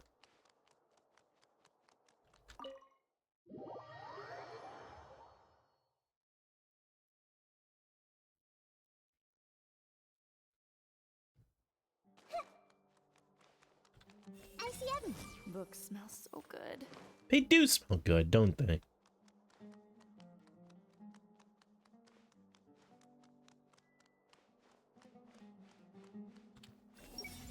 If I hide here, then I don't have to deal with Mahamatra Sino's jokes. Oh, don't be like that. He's trying. Oh, Acting Grand Sage Alhaitham. I've sent this period's research expenses report to your office. Have you taken a look? Are there any issues with it? I did. Recent research expenses have decreased quite a bit compared to past figures. Yes, though that is primarily because there are fewer scholars with research needs. But that can be a rather convoluted topic. Might I ask why you are here today? I believe you know this individual. His name is Ilias. He worked part-time here, and he's here for his paycheck. Oh, yes, of course. Though, Ilias, where have you been these past few days? That was our busy period, but then you disappeared without a word. Everyone had to pick up the slack. I'm sorry, something unexpected came up. But I know I've caused trouble for everyone. Is there anything I can do to make up for it? The other researchers have more or less finished your share of the work. However, there is one thing that is yet to be settled. Do you remember Chandra? You were in charge of following up on his off-site research application. He retracted his application a few days ago and canceled his off-site project. He's the 12th person to retract a research application this month. I'd like you to ask him why he did that. Chandra is probably having coffee at this hour, so you can find him at the cafe. Understood. Then, about my paycheck. I'll pay you in full once you return. However, make sure you don't disappear without saying anything again. Be considerate to your colleagues and give them some forewarning at least. Is this acceptable, Acting Grand Sage Alhaitham? I have no objections. Things at the academia have been strange lately. People have become much less interested in doing research. This will definitely be bad in the long run. I don't think that people are against research. I think they're trying super hard to not get caught doing illegal research.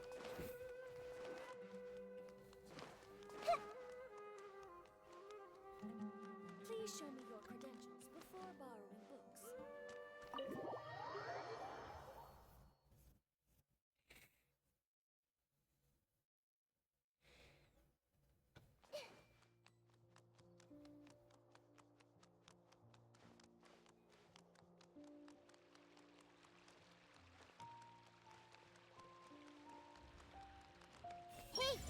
I hope I can make some progress with my research.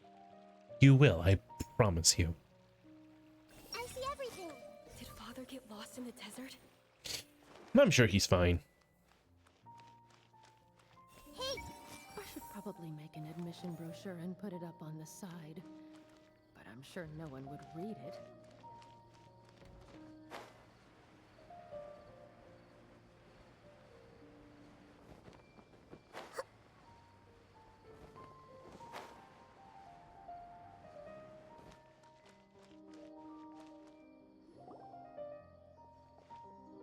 Ilias?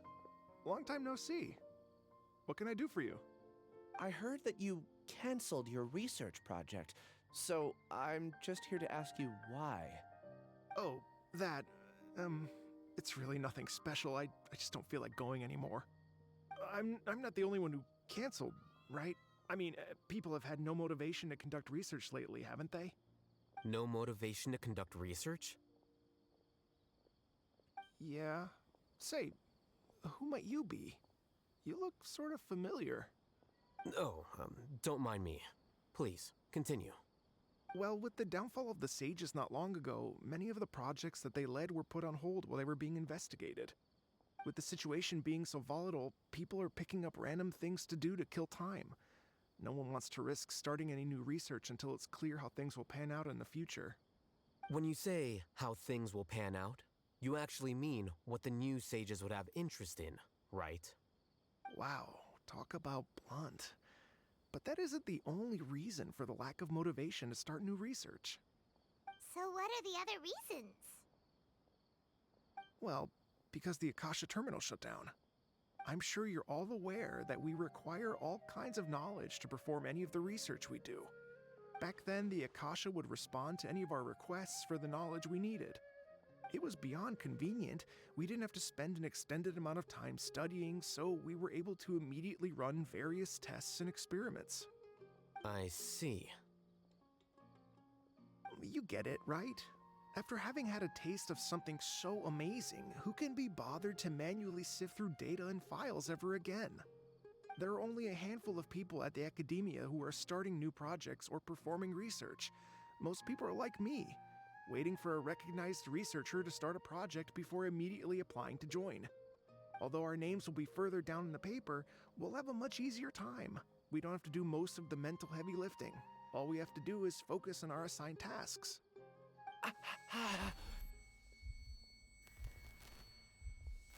Oh my. Ilias? What's wrong? My head. It hurts.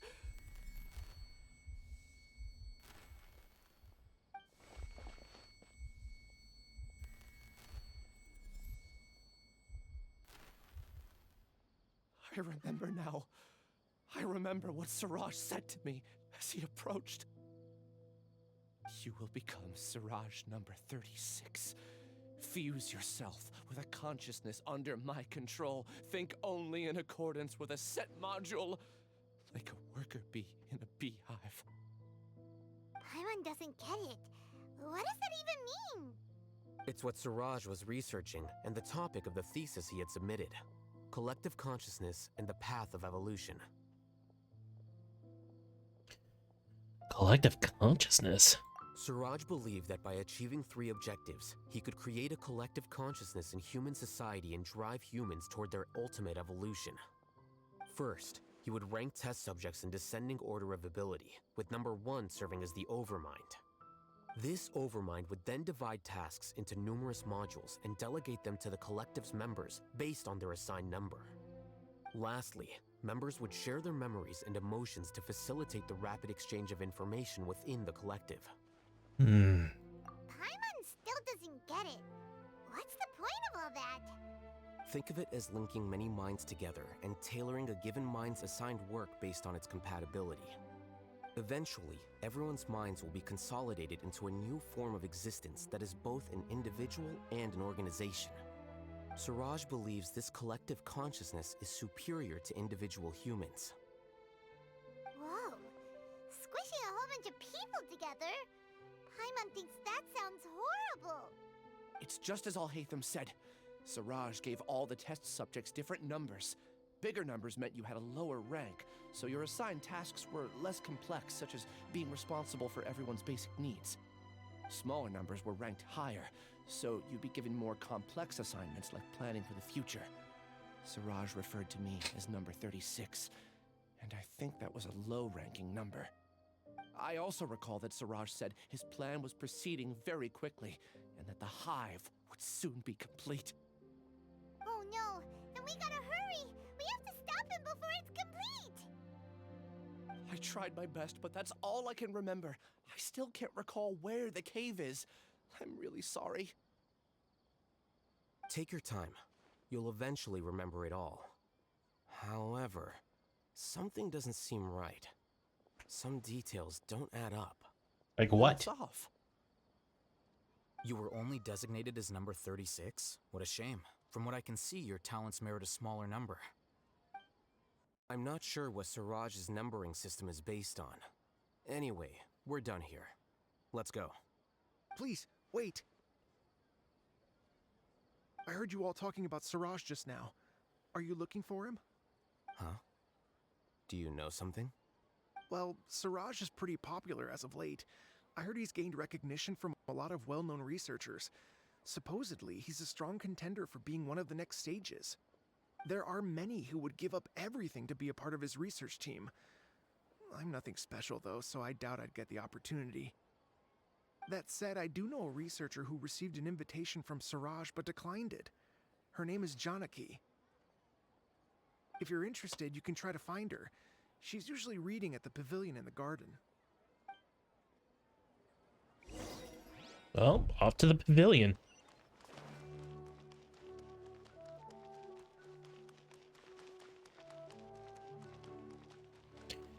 And up the spiral staircase we go. Well, it's not really a staircase. You know, I really do wonder, what's more taxing on a body? A slope or a staircase? You know what I mean? You know what I mean? You know what I mean. I know what I mean. And I'm the only one that matters.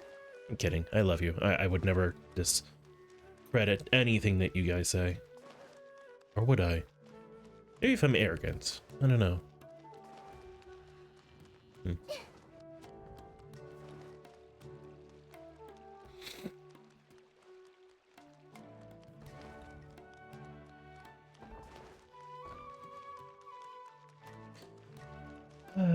Well, definitely be good exercise, that's for sure.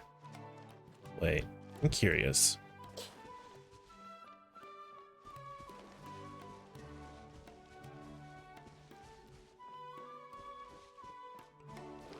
Damn. My intuition was not correct.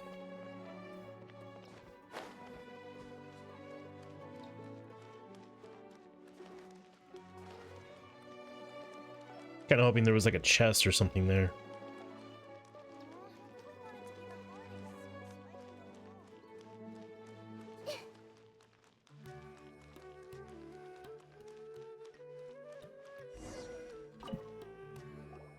Are you Janaki? We'd like to ask you a couple of things about Siraj. Ilyas? Do you know me? I'm sorry, but I don't recognize you. Are you playing dumb with me? No, I'm not. I actually have amnesia, so I've lost a lot of my memories. And? Are you trying to say that I should forgive you just because you've forgotten what you've done? Or are you using the acting Grand Sage as backup to settle things with me? The two biggest loners teaming up. What a terrible thought. That's enough. There seems to be a dispute between the two of you, but I have no interest in that. I heard that Siraj once invited you to join his project. Is that true? So, what if it is? Siraj did extend an invitation to me, and I was also interested in his project. I think it was about collective consciousness or something. Anyway, he said that I could be number 45. I refused because I thought that rank was too low. No one wants to be placed at the bottom. Certainly not me. Ilyas is number 36, and Janaki was supposed to be number 45. Ugh, just how many people did Siraj have his eyes on? Tell me, did Siraj tell you how he assigned numbers? Yeah. Remember how the sages took advantage of the Akasha and extracted Yana energy from our heads back then? They left a document that records the amount of Yana energy that the Akasha had extracted from each person. I don't know how Siraj got his hands on that document, but he used it as the basis for his numbering system. I see. He believes that this data can be used to evaluate a person's computing power. Is it true though? Putting aside the validity of the data, it is meaningless to judge individuals based solely on their Jnana energy. At most, Jnana energy can only be seen as representing a portion of a person's abilities. Humans are complicated beings, so it is impossible to evaluate them using a single criterion. See? I knew I couldn't have only been ranked as 45. What else do you know about Siraj? That's it. He came to me, I refused, and that was the end of it. Is there anything else you needed? If not, I'm out of here. I've had enough of this eyesore. Please wait. I still want to know what I did in the past. You really forgot? I swear, I don't remember anything. Paimon can vouch for him. The mantra also said that he truly lost his memories. I see. You know what? It's better this way. I get angry just thinking about it, so I really don't have the patience to fill you in. All you need to know is that you got a lot of people in trouble back then, including me. That's all I have to say. Goodbye. Poor guy. And she's gone. She doesn't seem to like you very much. Do you really not remember anything? I really don't. But after she said that, I've had this heavy feeling in my chest. I guess I did something really horrible. Do you want to remember? Huh? Even though you're a witness against Siraj in this case, you've also lost your memory. No one can force you to remember if you don't want to. Even if you manage to remember, all you would need to do is feign ignorance and tell us that you tried the best you could, but to no avail. I'm not sure what to do. Like I said before, for some reason I felt a sense of freedom when I realized I had lost my memories. But I feel like I shouldn't be allowed to go free so easily. I still want to remember everything. What should I do? I can look up your file. Something that caused trouble for a lot of people in the past must be on file somewhere. Would you like me to look into it? Yes, please. All right, then let's return to the House of Dana. We've spent enough time here, and you should go and get your paycheck.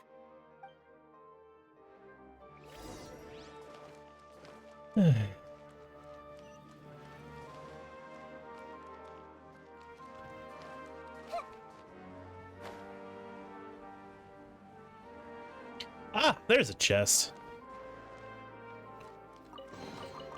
Curiosity deserves a reward.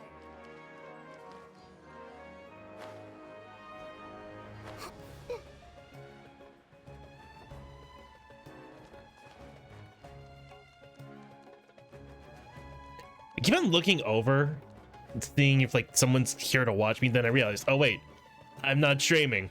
I'm so used to streaming. I know, I'm recording.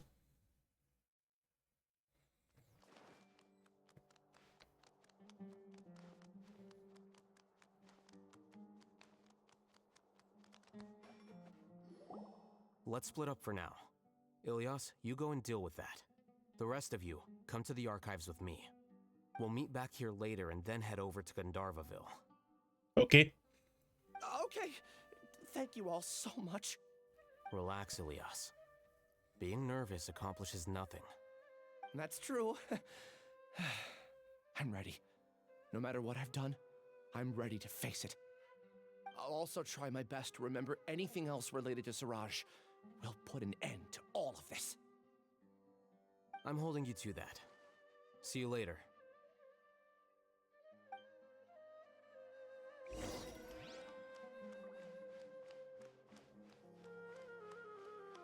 Oh wait. Ah.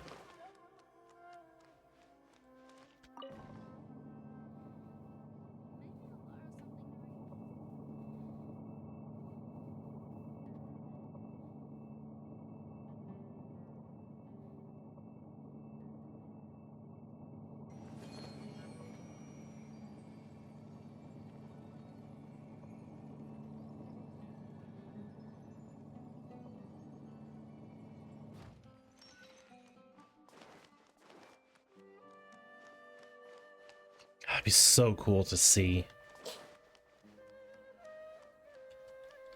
Surprise, surprise. Now that Kave's back, he's arguing with the scribe again. A new job, a new challenge. Okay. The important files from the last few years should all be here.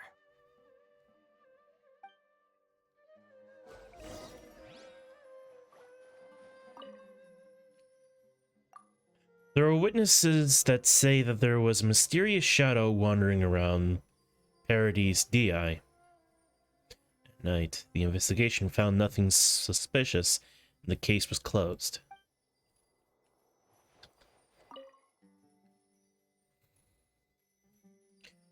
The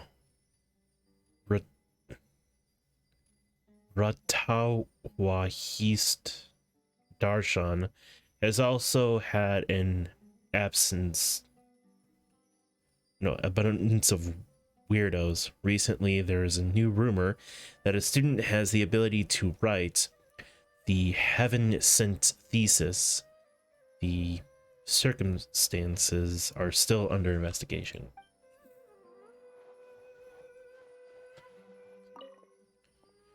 There are many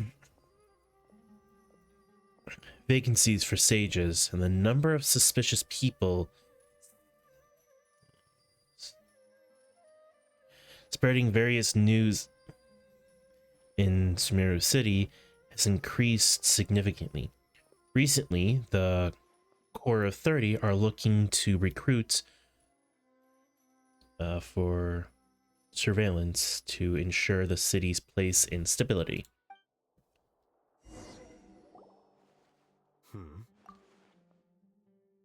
What's wrong? Nothing. Anyway, I found Ilyas's file. Let's meet downstairs.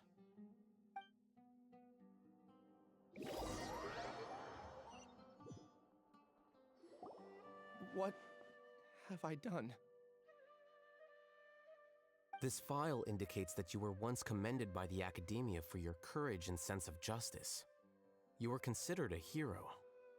Huh? Me? Yes. Your instructor was engaging in academic fraud, and you were the one who reported him.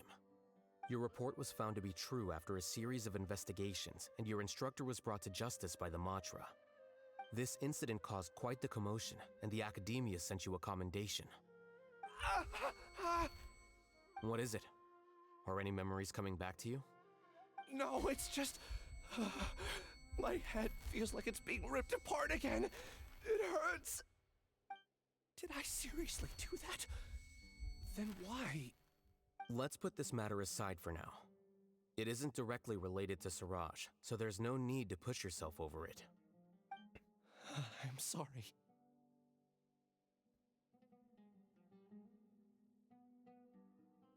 That should have been something good to hear, but my body is instinctively rejecting it. I feel like I'll black out if I try to remember. Take it slow. Recovering memories is no easy task, especially when it involves memories that you don't want to remember.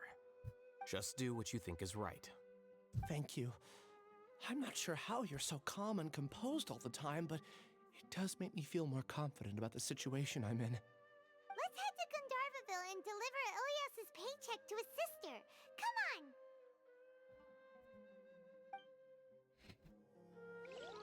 on! Okay.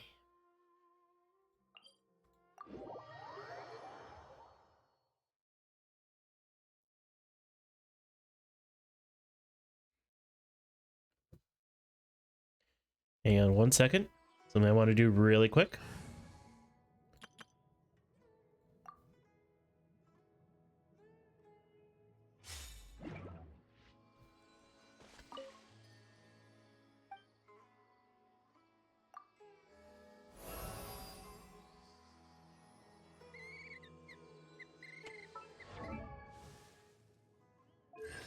Okay, got that. Talents.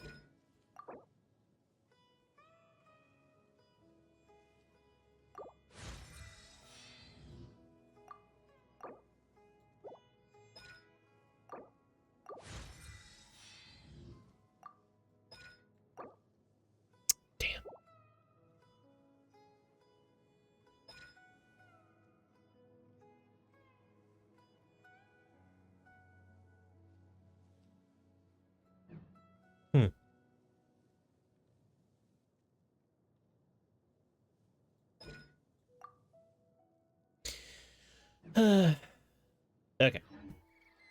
I just wanted to get her resonated so that Yeah.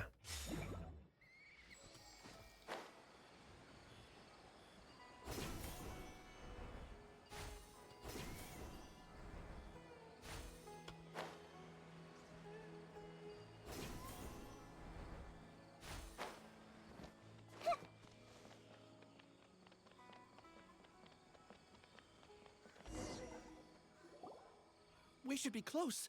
Let me think. It should be this way.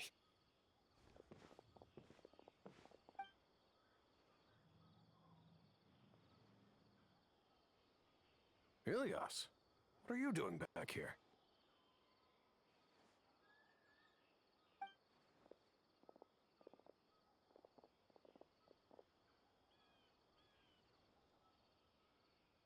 Dad, it's nothing. I was just wondering how everyone was doing.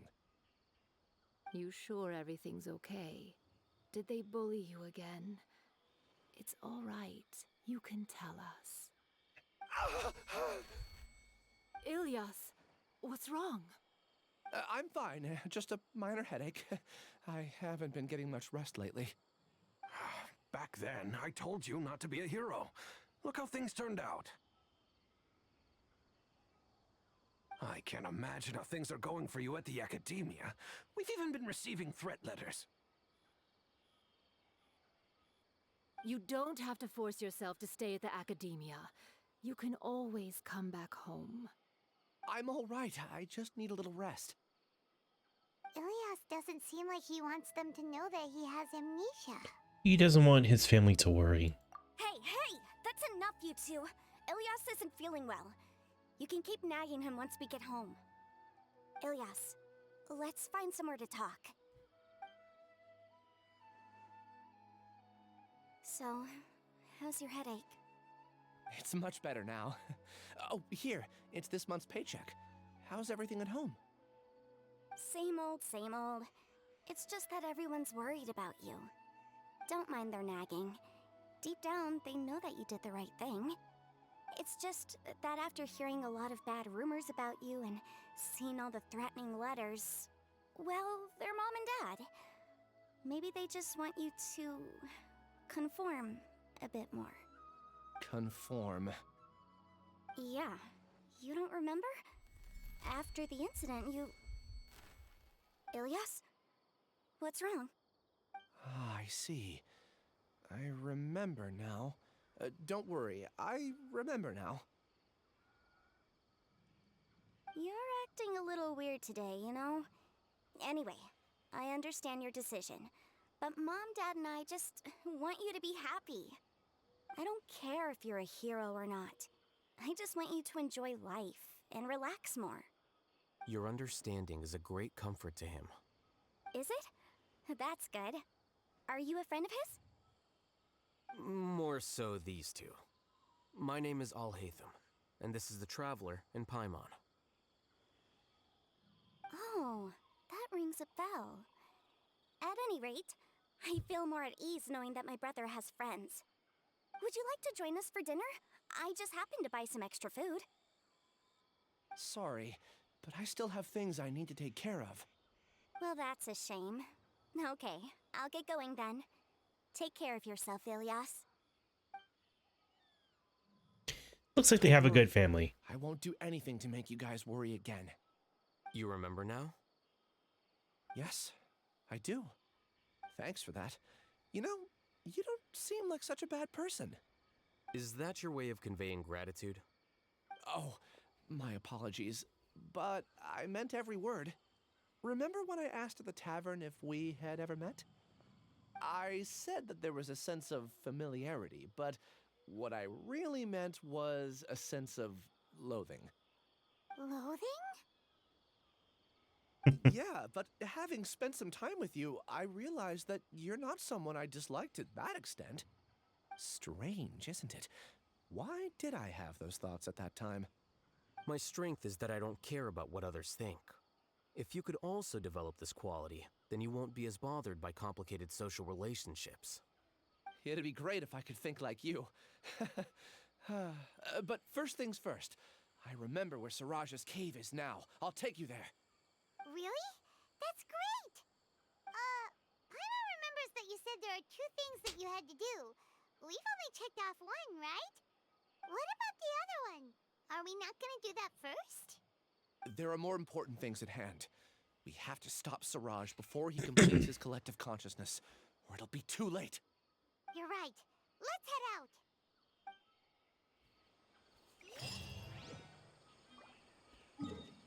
out. Okay, where is it? It is, ooh, all the way over here. Appam Woods? Really? Quick, let's find shelter, or mushrooms will start growing on our heads.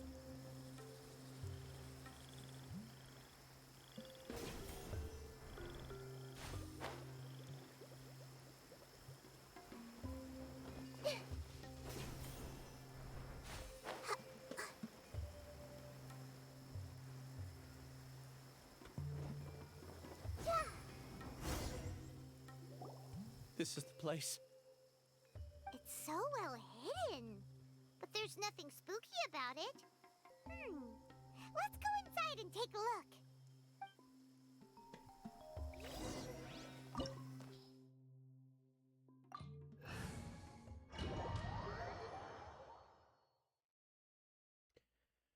All right, here we go.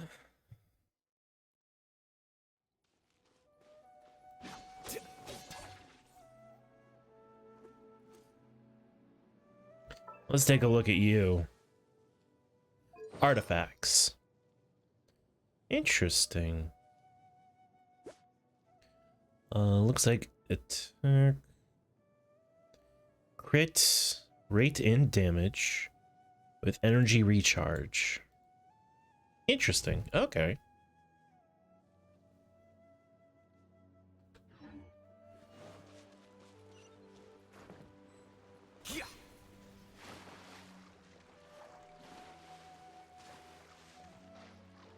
Let's see how you fight.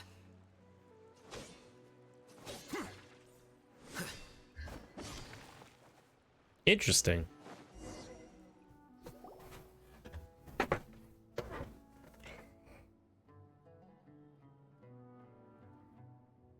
Weird. It's bigger on the inside than Paimon imagined. Are you sure it's still a work in progress? Ilyas, do you remember this place? Huh? Ilyas! Where'd he go? I don't sense him nearby. Did he get separated from us? Should we wait here or turn around and look for him? There's no need for that. Let's keep moving. Alright. We'll continue in and see if he catches up to us.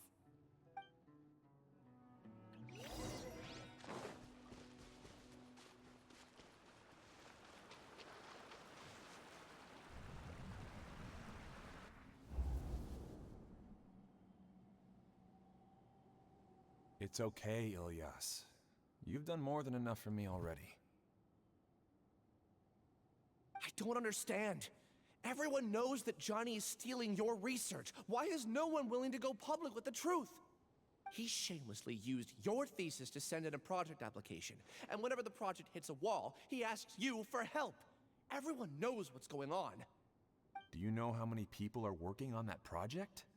If Johnny was kicked out because of academic fraud, that'd be the end of the project.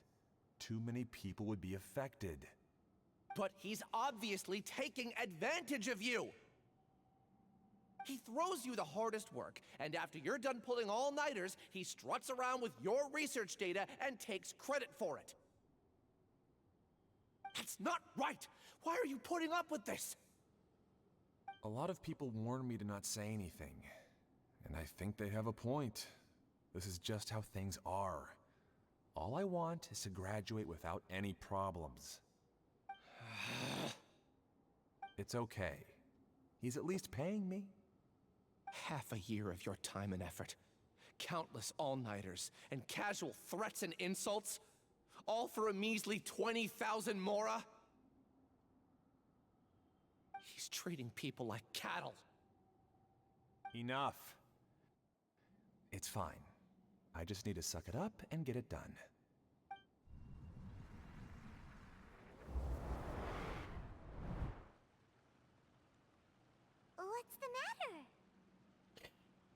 think I saw a glimpse of Ilias's past.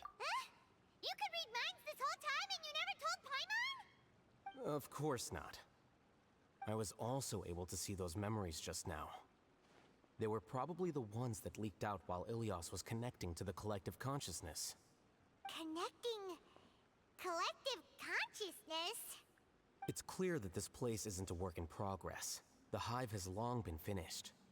The collective consciousness project is already complete, and Ilias is now returning to the collective. So he tricked us? Not entirely. Keep walking and you'll see why.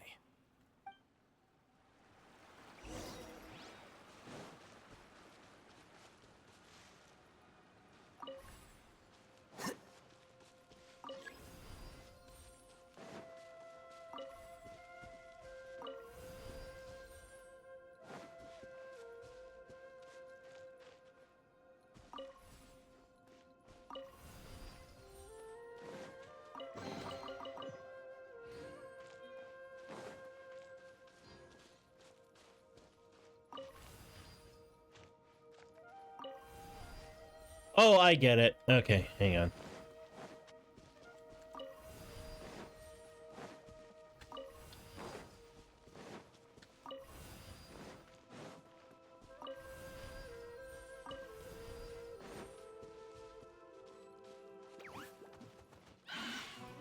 Flicker.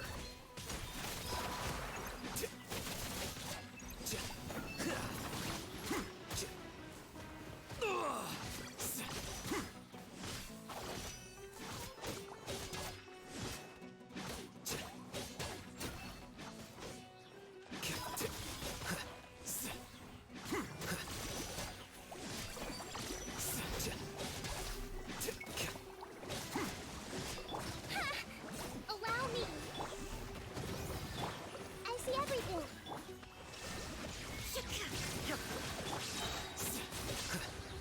Diffract.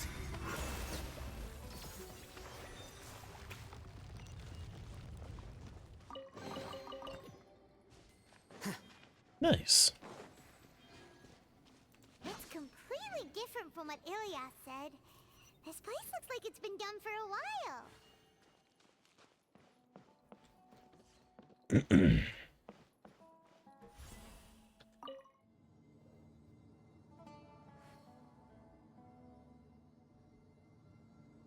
Contributing to the collective by only thinking to your strengths. How easy.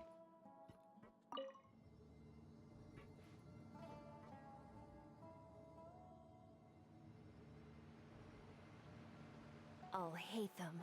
Just thinking of that name fills me with hatred. We must get rid of him.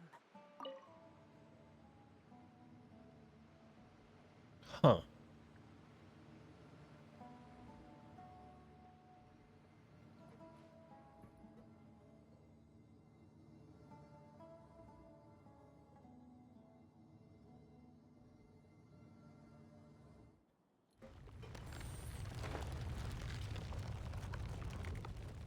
Oh, no turning back now.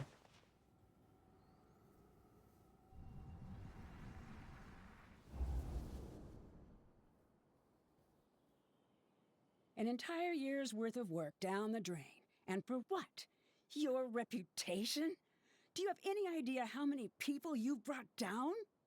You could have played hero any time, so why couldn't you have waited until the project was complete? I don't understand what you guys are saying. Are you saying you don't care that Raju jumped to his death? It's a shame. What happened to him? I thought he was stronger than that. Everyone has been working hard to complete the project. He could have endured for a bit longer, but he chose now of all times to... In any case, we're done with you. Because of your recklessness, the Matra are putting Johnny on trial. This project is done for. None of this affects you at all.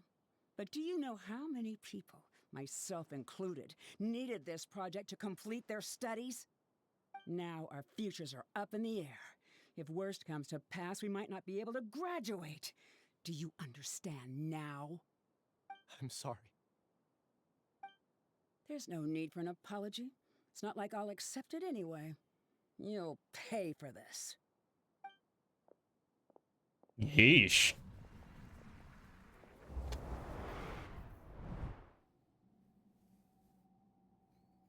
Hey, you're blinking out again. What did you see this time? Ilias. Don't jump to conclusions just yet. Save your words for when we see him.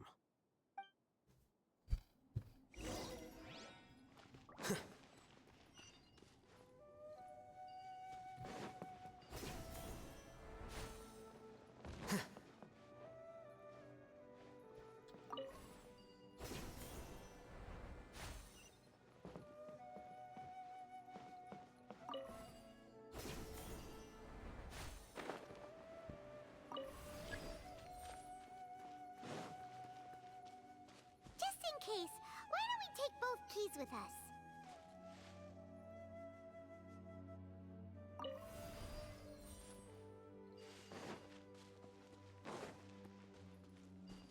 Oh, I see the problem.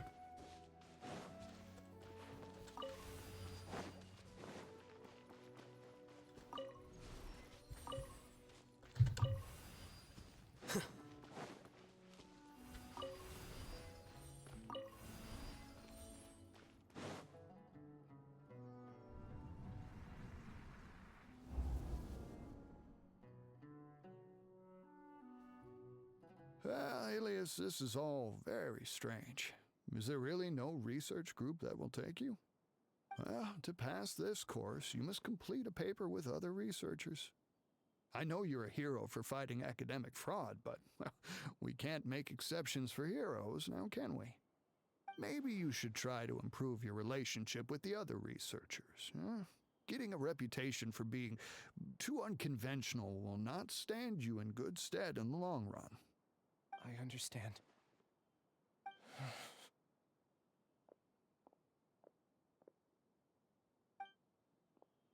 You seem troubled. Who are you? Ah, where are my manners? My name is Siraj. Siraj? I've heard of you before. Do you need something from me? The world hates people who don't fit in. I imagine you've had your fair share of trouble. After you reported Johnny for academic fraud, you were ostracized and shunned. Even your family can't understand your actions. However, I'm working on some research that will help you merge into a collective. That way, your life won't be so dolorous. How about it? Wanna have a go?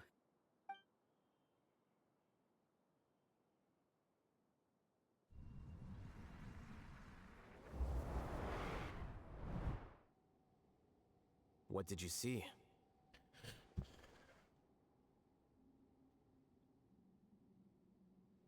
Siraj persuaded Ilias to join the Hive. Paimon can't believe it! He really did trick us! That Giga Jerk! No, Siraj is the real Giga Jerk here. Ilias is just a regular jerk. Ooh, Paimon's so mad! We're gonna find him, and we're gonna make him explain himself!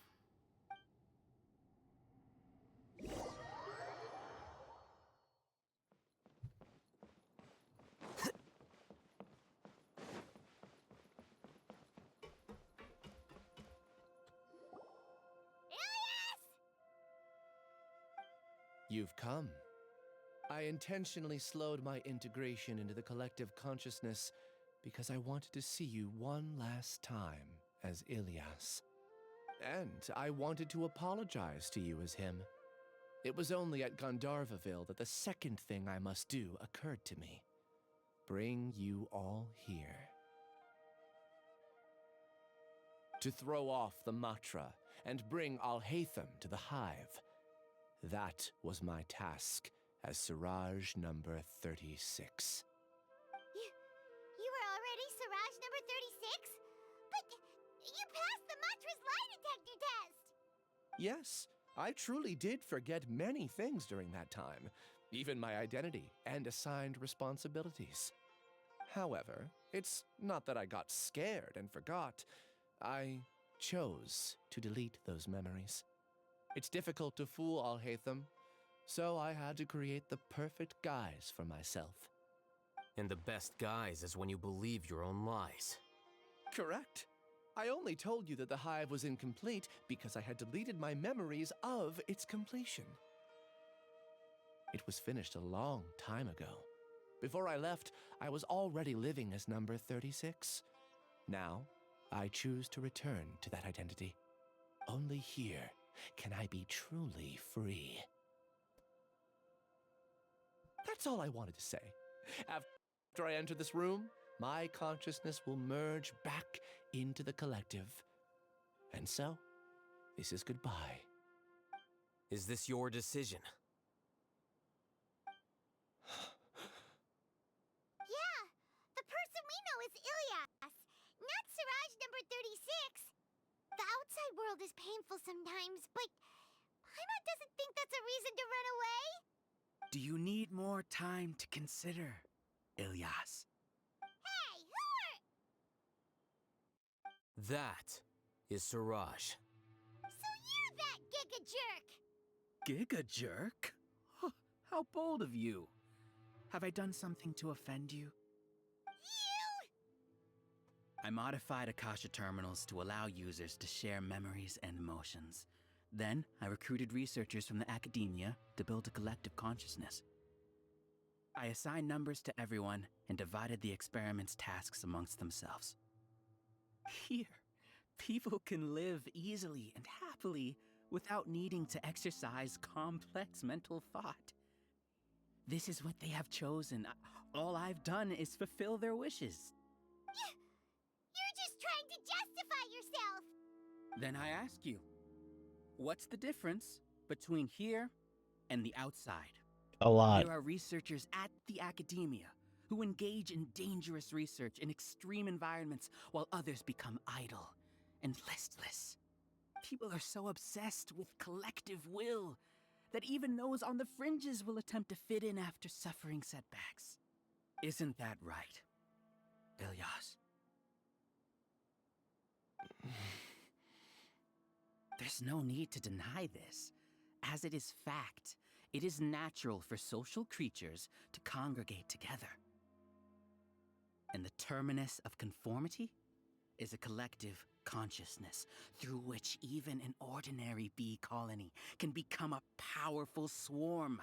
Replace the bees with humans, and this model becomes even more potent. So I'm going to give my 2 cents on this really quick, but the problem with the whole collective consciousness debate isn't that it's 100% a bad idea, because it would eliminate a lot of things that are considered problematic for, you know, humans, such as poor communication skills and the inability to find camaraderie between people. However, the problem isn't that that's a bad thing. The problem is that when a civilization comes together in a hive mind like that, whomsoever is the dominant mind, the queen bee, if you will, automatically is the sole decision maker on all processes forward. That also means that people's perspectives, demeanors, and ideas are all washed away, which means everything is stagnant, and that's not a good thing. Welcome to the Hive, Alhaitham. You once arrogantly denied the merits of this project before the Grand Sage. A few simple words from you, and my research was consigned to nothingness. Of course, I'm well aware that you don't care about any of this. You don't care about the pain of others. But I didn't give up. I made my thesis into reality. When we arrived, I noticed many empty rooms in the hive. Oh, you noticed that? Then can you guess where their inhabitants are? The answer is the academia. They're executing another phase of the plan. The plan to install me as a sage. The collective consciousness links all of us into a single mind, showcasing our individual strengths as we work together. we are able to execute complex undertakings while instantaneously modifying our strategies in response to unexpected situations. Everything has been proceeding smoothly. You are our biggest obstacle. With you out of the way, I'll use my growing influence to turn the collective consciousness into a legitimate study. The project will snowball until ultimately everyone will be part of my hive. No. The hive will be in control. And it will lead the academia towards a new future. We won't let you do this! What can you achieve with mere words? You weren't even able to change Ilyas's mind. Return to the hive, number 36. Yes. Wait! Don't go back! Look! There are lots of people out there worried about you. And you aren't an outcast. Aren't we your friends? That's easy for you to say, given that you're travelers. Will you two continue to stay at the academia? When you leave, tragedy will repeat itself. Return, number 36. You know as well as I do that comforting words don't make life any easier. Ilyas? Why? You two are just as arrogant as all Hatham. You think that everyone should be like you and live according to their own truths. But you don't realize that most people simply want easy lives. I allowed number 36 to leave the hive without his memories only because I knew he would eventually return. This proves that I know more about human nature than you do. Alhaitham, do say a word or two. I will consider them as your last. I made those words quite clear a year ago. The model you presented was extremely unstable. No amount of garish packaging will change its fragile nature. It can't be helped. If you were clever enough to realize those problems, then you would have been aware that the hive changed when Ilyas returned to this collective consciousness of yours. What? What's happening? The collective needs motivation to execute its plans, just as machinery requires energy to operate. That's why you, as the Overmind, synchronized your hatred of me into the collective, prompting them to create and execute a plan to eliminate me. However, when Ilyas returned to the collective, his memories and emotions were shared with the rest of its members. This includes his perception of me. Thanks for that. You know, you don't seem like such a bad person. Strange, isn't it? Why did I have those thoughts at that time? This contradicts the hatred you had provided them, and these two differing emotions will give rise to new conflict. So that's it! Wait, so you knew that Ilyas would return to the hive? And then you pretended to keep him around just to fool Siraj! Wouldn't expect any less from you, Alhaitham. Once the collective consciousness bugs out, we'll take that opportunity to... wait.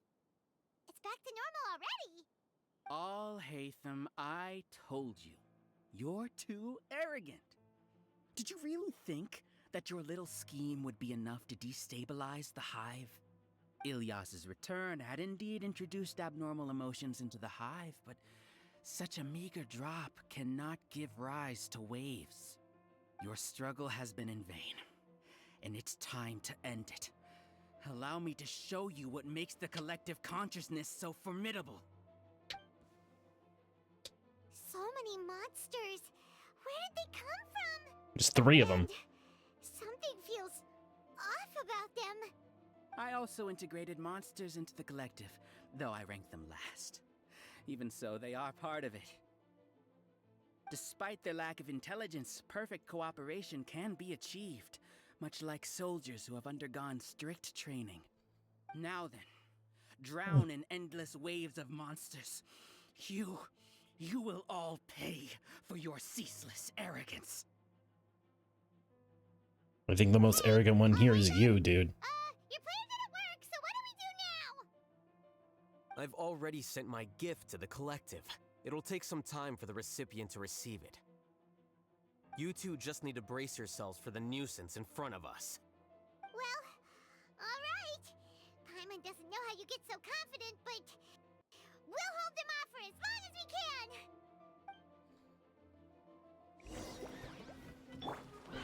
Everyone hold hands.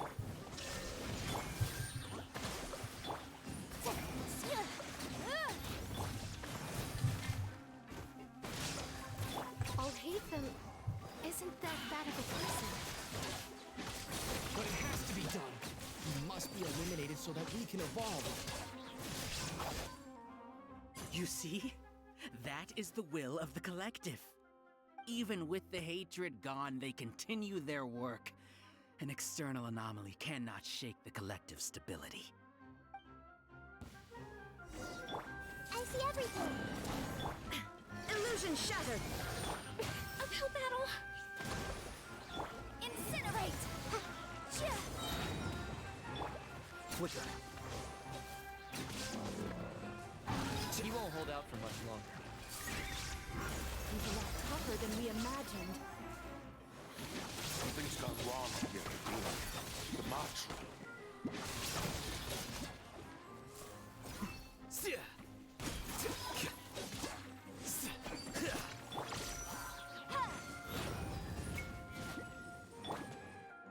What's going on? What's with this sudden influx of information? Silence! As the Overmind, I command you! Oh my. Everyone hold hands. Shine down. Rest and rebuild.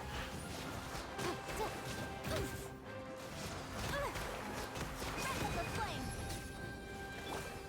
Here you are. How is that possible? Why hasn't it been resolved yet? Is there an error in our judgment? The will of the collective cannot be wrong. The Overmind must have made an error in his judgment. But Siraj is the most intelligent among them.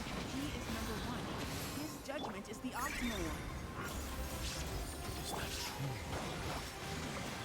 Not necessarily.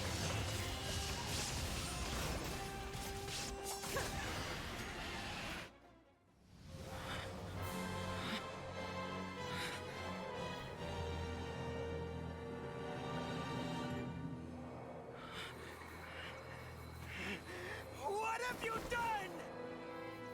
Calm down. Don't you have an easy way to figure this out? You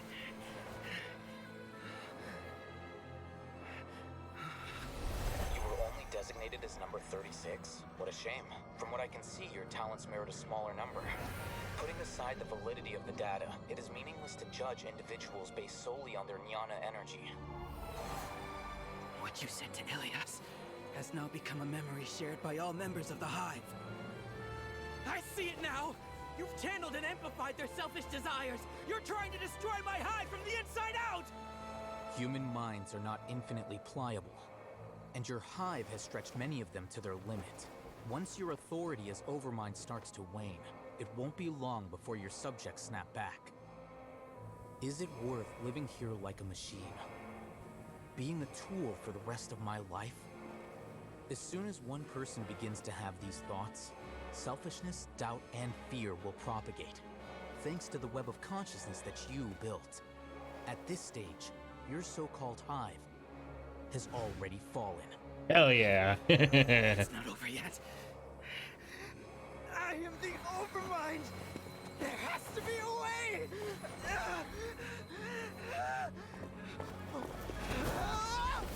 It's too late. Once the desires of the Hive accumulate, beyond a certain threshold, they will kill their king. I wouldn't have suffered such a disgraceful defeat if I was the Overmind. My number shouldn't be so far down the list! Siraj is a liar! This isn't what we agreed to! I should be the one in your position!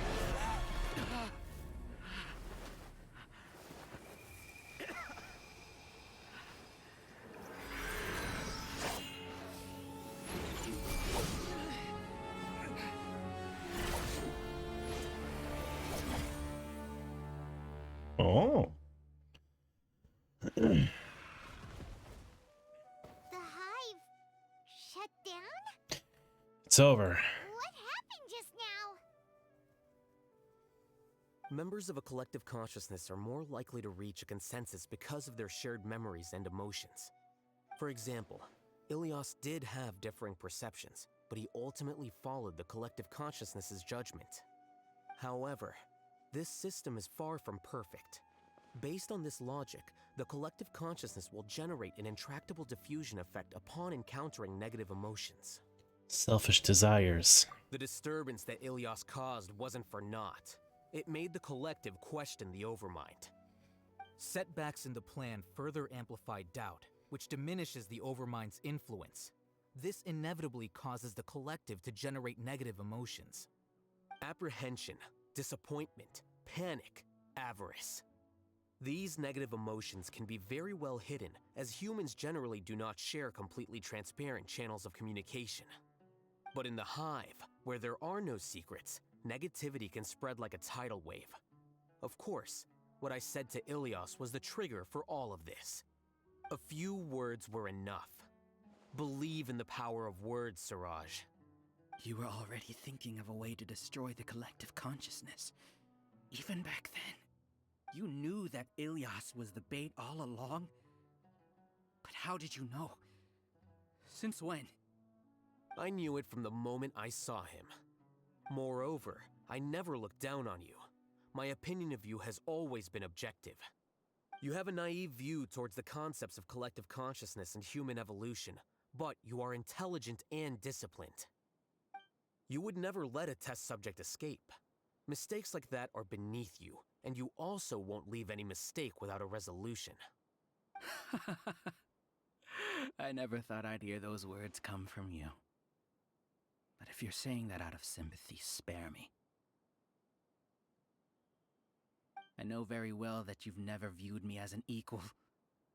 When you were with us, you always had a distant look in your eyes.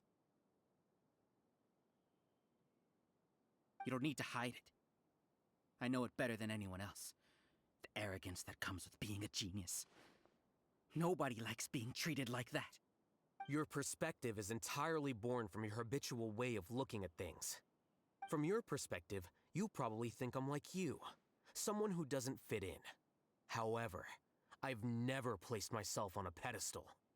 I just want to distance myself from meaningless noise and look at everything objectively. On the other hand, you have failed to come to terms with who you truly are. You care too much about winning and how others perceive you.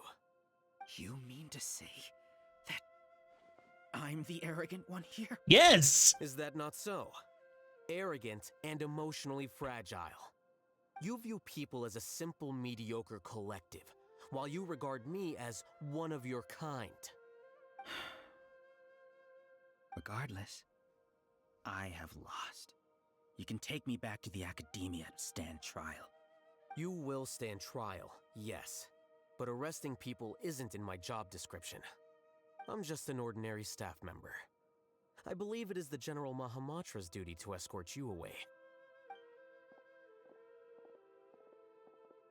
Sino? What are you doing here? I followed the symbols. Looks like things have already been settled.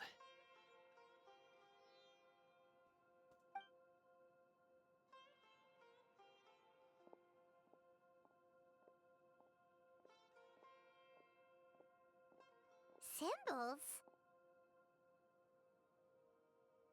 Symbols? I left a similar picture in my letter to him, and I made several similar symbols on the way here. Wait, what do you mean you left a letter? Oh, Paimon remembers! When Paimon first saw you, Arav said that you had left a letter for Sino. So you really did know that something was up with Ilias from the start! You lied to us too! It makes sense It'd be why. best if you didn't spout nonsense. I never employed any mode of trickery on you. By the way, I came across some information at the Academia a few days ago.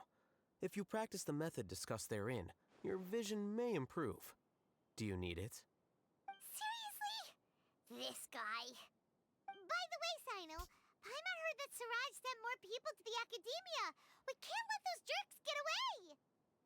Don't worry. The Matra have started screening suspicious persons, and we've already arrested many of Siraj's associates.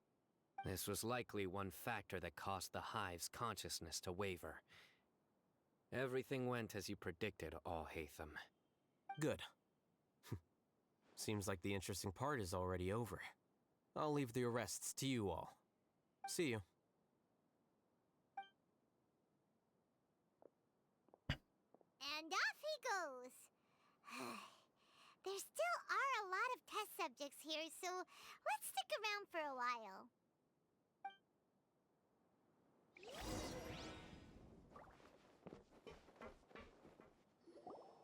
Oh no. Oh no. I was involved in all these plans to get rid of the acting Grand Sage? What came over me? How could I do something like this? We were accomplices without knowing it. But I'm afraid that Alhaitham might pressure the Matra into giving us heavier sentences. Whether he's the scribe or the acting Grand Sage, we can't afford to offend him. It seems our future at the Academia will be full of uncertainties. We can discuss the future later. Leaving the collective left me with a strange sense of guilt.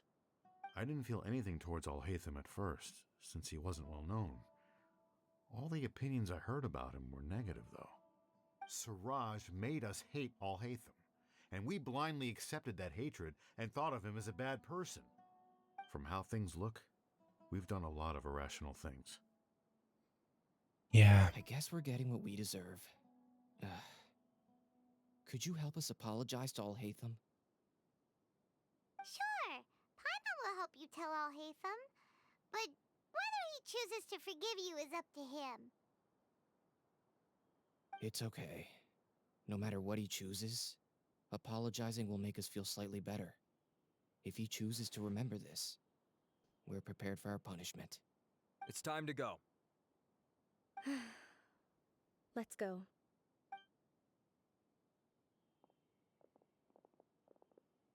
So, were they all duped? Most likely. We can ask Alhaitham about that later.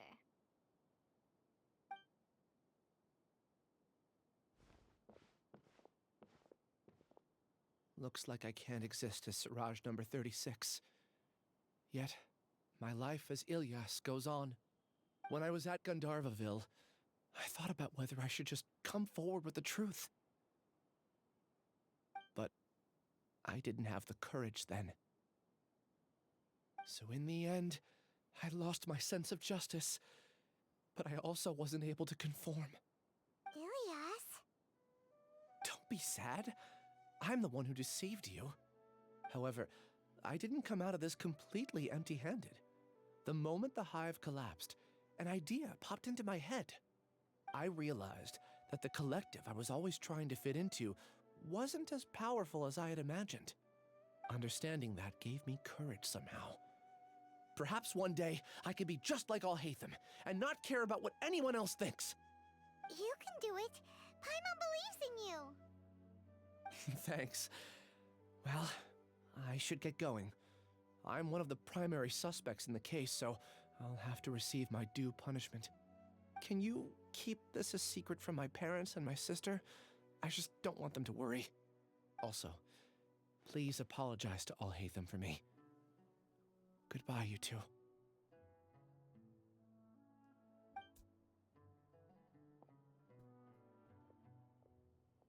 All the test subjects have been taken away. Yeah. I'll have my subordinates seal the place, retrieve all documentation, and destroy the system. Are you two hurt? I brought bandages and hemostatics. Paimon's fine. Just a little tired. Get some rest. Alhaitham is probably waiting for you at the entrance. Go see him when you're done here. Watch out for any of Siraj's associates who might still be in hiding. If you encounter anything you can't take care of, come find me at the Academia. Okay, you stay safe too, Sino. Let's go meet up Hatham.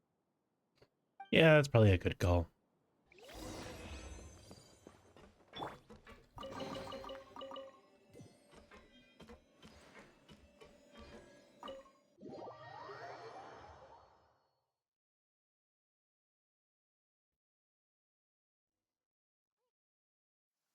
The matter's settled. We can return now. I actually thought it would have been settled sooner. This took much longer than I expected. Judging by your faces, it seems like you two still have some questions. That's right. I respect your curiosity, but I'm off the clock now, so I'm not going to field any questions. Hey, we're not your colleagues! You couldn't tell that was an excuse just now? What? Are you kidding me? You're not leaving today until you explain what happened back at Siraj's secret base!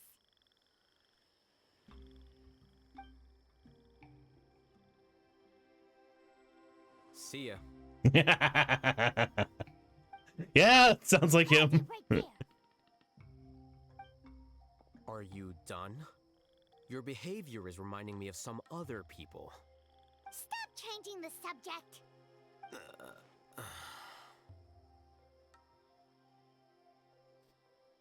So emotionally awkward. It's too much of a hassle to explain everything from the top. You know what? Come with me. Where to? You'll know when we get there.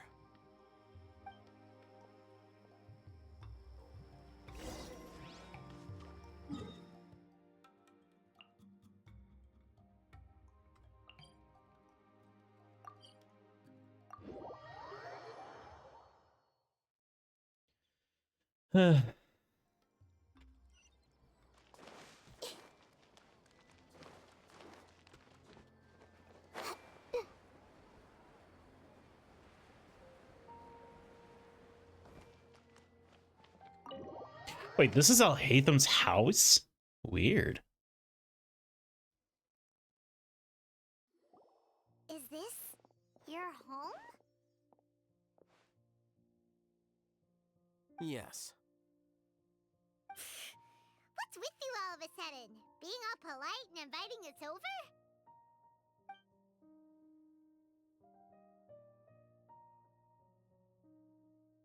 Ah, you're back. Quick, come help me see if this painting's all straightened. Huh? Who are they? Stop making a fuss. They're obviously guests. You're not from the Academia, are you? No, we're not. I'm unsure she's seen you before. You're that person from that time in that one place! Ah, the Wait, script. What? How do you know me? Oh no, do people know that I live here? What? You're embarrassed only now of all times? Oh, you guys are roommates! And they were roommates. Yes, we are, but keep that to yourselves.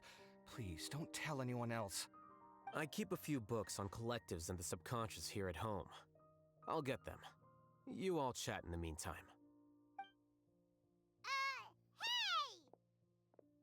Hey! You're leaving just like that? What's the deal, Alhaitham?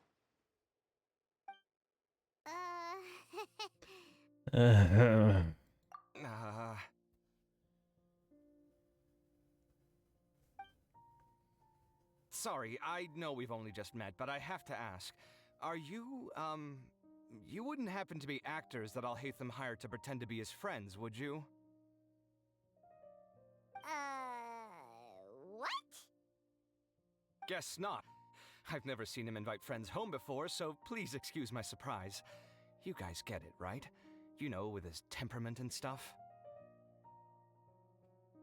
But aren't you his friend? I wouldn't say friends exactly. Okay, well, we used to be, but we're not anymore. Huh? Don't worry about it. My name is Kaveh. I'm sorry to have met you under these circumstances. Anyway, please don't say anything about me living here. You seem like you got a lot going on. So maybe Samora will make Paimon shut up. Are you Paimon. serious? How could you? Ah, of course. You're all Hatham's friends. What? That was a normal response. You exposed your own weakness. Still, why do you have to treat me like he does? Judging by the deafening din coming from the living room, you all must be getting along quite well. Entertain your own friends, why don't you? I'll leave the books here. Whoa, that is a lot of them. Paimon's dizzy from reading. This is way too complicated. Why don't we just ask questions instead? Paimon wants to know, oh, how did you know about the collective consciousness's weakness? A year ago, Siraj presented his thesis to the Grand Sage, who offhandedly asked for my opinion. I actually responded with 2 lines of reasoning. The first, as I've already said, was that his research was on human evolution, a subject prohibited by the academia. The second was that I thought the direction of his research was too extreme, but his approach too conservative. Wait, that's too conservative? He built such a large lab, gathered all those people, and even tried to get rid of you! One way to stabilize a collective consciousness is to remove the test subject's humanity altogether. The optimal solution to achieve collective consciousness is to focus solely on the overmind and treat the other test subjects as tools. That's way too dangerous. You're not seriously considering that, are you? 'Cause, whew. I'm merely stating the facts. If Siraj had done that, I would have felt his work to be just as senseless. It's impossible for any species to evolve overnight, and humans without their humanity cannot be called humans. That's why the academia prohibited research into human evolution. Most research of this kind tends to run contrary to evolution. Huh. Paimon gets it now. Ha! That's rich coming from you. If humans aren't humans without their humanity, then you'll probably evolve into some other species in another decade, I wager. What about you? Are you going to devolve into a fungus? At least I'd be a fungus with empathy. Sorry for eavesdropping, but what happened to you guys? Are you in trouble? Sort of. We encountered a strange researcher that had it out for us. Are you all okay? To be more precise, they had it out for Alhaitham. Huh.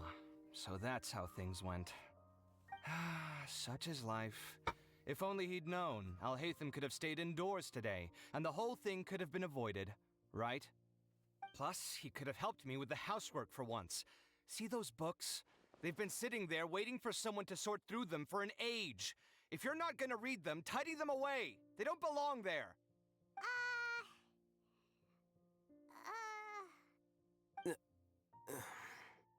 Can you feel the awkwardness in the air? I hope you're aware of your lack of conversational skills. Oh, so the pot's calling the kettle black, is he? Well, having said all that, are you okay? I'm doing quite well. Much better than that painting you're trying to hang on the wall. You don't understand anything. Stop criticizing my taste in decoration. You upset again? Paimon can't tell which of them is more problematic. Let's just get this over with and leave. I blame your curiosity, Paimon. You whisper very loudly. Oh, yeah, Paimon's been told that. Do you have any more questions? Let Paimon think. Oh, by the way, the other researchers apologized to you. They hope that you can forgive them. I bear them no ill will. More accurately, I don't really care about what they think of me. To some extent, they were also fooled by Siraj. The Matra will take this into account at their trials. Ilias also said that he wanted to tell us the truth at Gandharvaville, but he didn't have the courage. He apologized to you, too. It doesn't matter. I never considered asking him to come forward with the truth. Judging from his experiences, he's more courageous than the average person. There's no need to lay even more criticism on him. Criticizing the brave only shows how weak you yourself are. I'm going for dinner in 10 minutes, so I'll field one last question. Paimon doesn't have any more questions. How about you? What are you actually interested in, Alhaitham? Oh, yeah, that's a good question. You only started investigating with the Matra at the Academia because you were interested in something, right? But after meeting Siraj, it didn't seem like you were interested in him or his experiment. I had no interest in him personally, but I was curious as to why so many people were willing to form a collective consciousness with him. I now understand the reason. Something to do with the current atmosphere in the Academia, I suppose? Correct. The fall of the Sages and the shutdown of the Akasha terminals deeply affected the Academia. The fact that Siraj's project attracted so much interest despite not being approved speaks to the lack of research projects as of late. As the acting Grand Sage, I'll have to figure something out. In addition, what happened to Ilias is worth our attention. Reporting academic fraud was the right thing to do. He didn't deserve the outcome that he had received. Paimon understands now. Oh, you're pretty serious when it comes to work, huh? I think minimum viable seriousness is a more apt description. I'll do my best to take care of this mess until my resignation is approved. Wait, your resignation? Yes. I've already submitted my resignation to the Academia. Soon, I'll resign as the acting Grand Sage and go back to being its scribe. I don't think Siraj knew about that. If he had waited just a few more days before acting, I would have already resigned. What he'd do then wouldn't have been any concern of mine. However, even without my input, his unstable model would have collapsed for some other reason, so it makes no difference. But why do you want to resign? I'm not suited to be a sage, nor do I want to be one. The official process to select the new sages is already underway, but this process is long and takes far too much time. If I serve as acting Grand Sage for too long, the position might become permanent. That would be troublesome. This job isn't something I want to spend the rest of my life doing. You have a pretty clear direction for yourself. It's important to keep your priorities straight. Well, it's about time. You two should grab some dinner as well. Oh, now that you say that, Paimon's kinda hungry. See ya! We're gonna grab some yummies! Goodbye. See ya.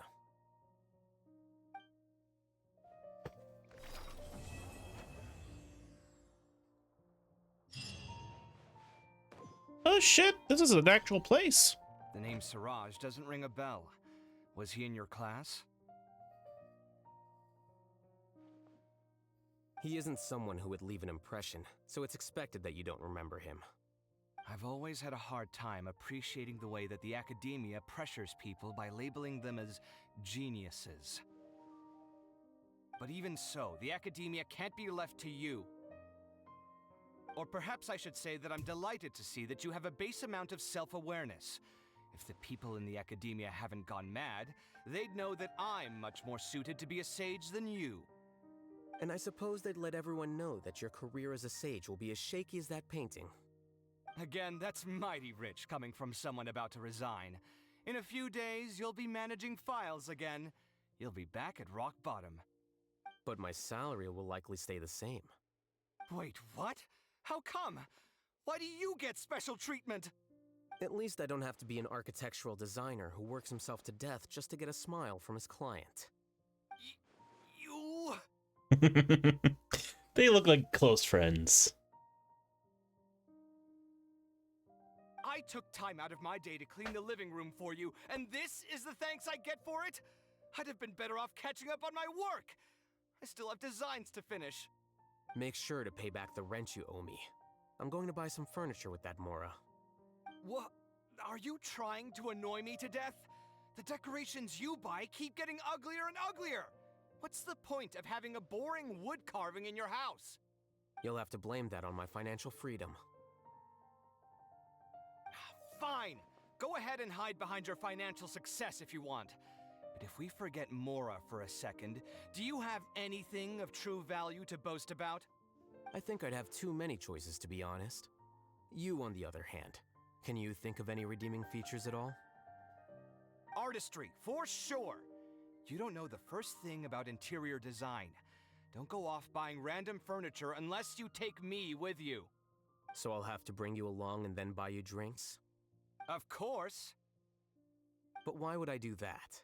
It would just be another form of a loan, and you'd have to pay me back eventually. Can't you just be nice and not ask for the Mora back?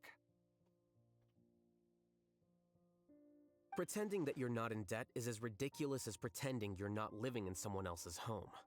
Word will get out sooner or later. Speaking of which, your friends won't say anything, right? Tell them to keep all this a secret. There's no need to hide it so carefully. I think the truth's already out.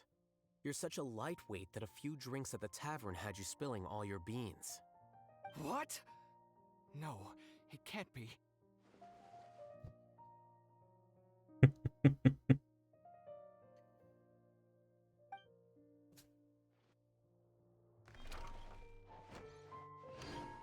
The name Siraj doesn't ring a bell. He isn't someone who would leave. I've always had a hard time appreciating the way that the academia pressures people by labeling them as geniuses. But even so, the academia can't be left to you. Or perhaps I should say that I'm And I suppose they'd let Again, that's But my salary... I'm gonna breeze past Be an this. architectural designer who works himself to death just to get a smile from You... Sometimes clicking works, Make sometimes... sure to pay back the rent you owe me. I'm going to buy... What? Are you trying to annoy me to... You'll have to blame that on my financial freedom. Fine! I think I'd have too many choices, to be honest. You, on the other hand. Can you think of any redeeming features at all? Artistry, So I'll have to bring you along. Of course. But why would I do that? Can't you just be nice? Pretending that you're not... Speaking of which, your friends won't say... There's no need to hide... What?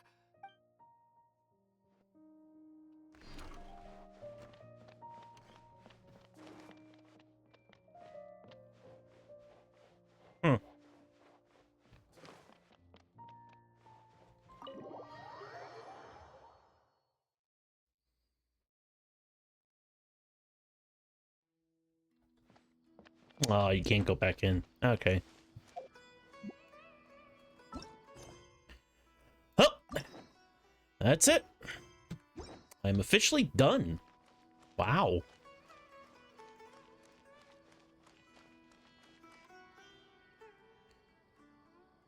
All right, then. I think that's going to be it for tonight.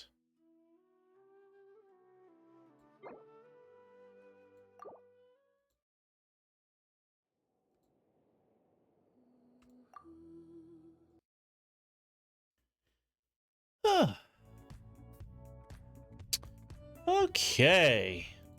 Oh, good. Take that out. Anyway. Oh, well, this has been fun. I'm glad I managed to get it done. And unfortunately, even though I couldn't stream it, at the very least, I managed to get something out. So, until then, until next time, I should say. Keep being awesome, guys. See ya.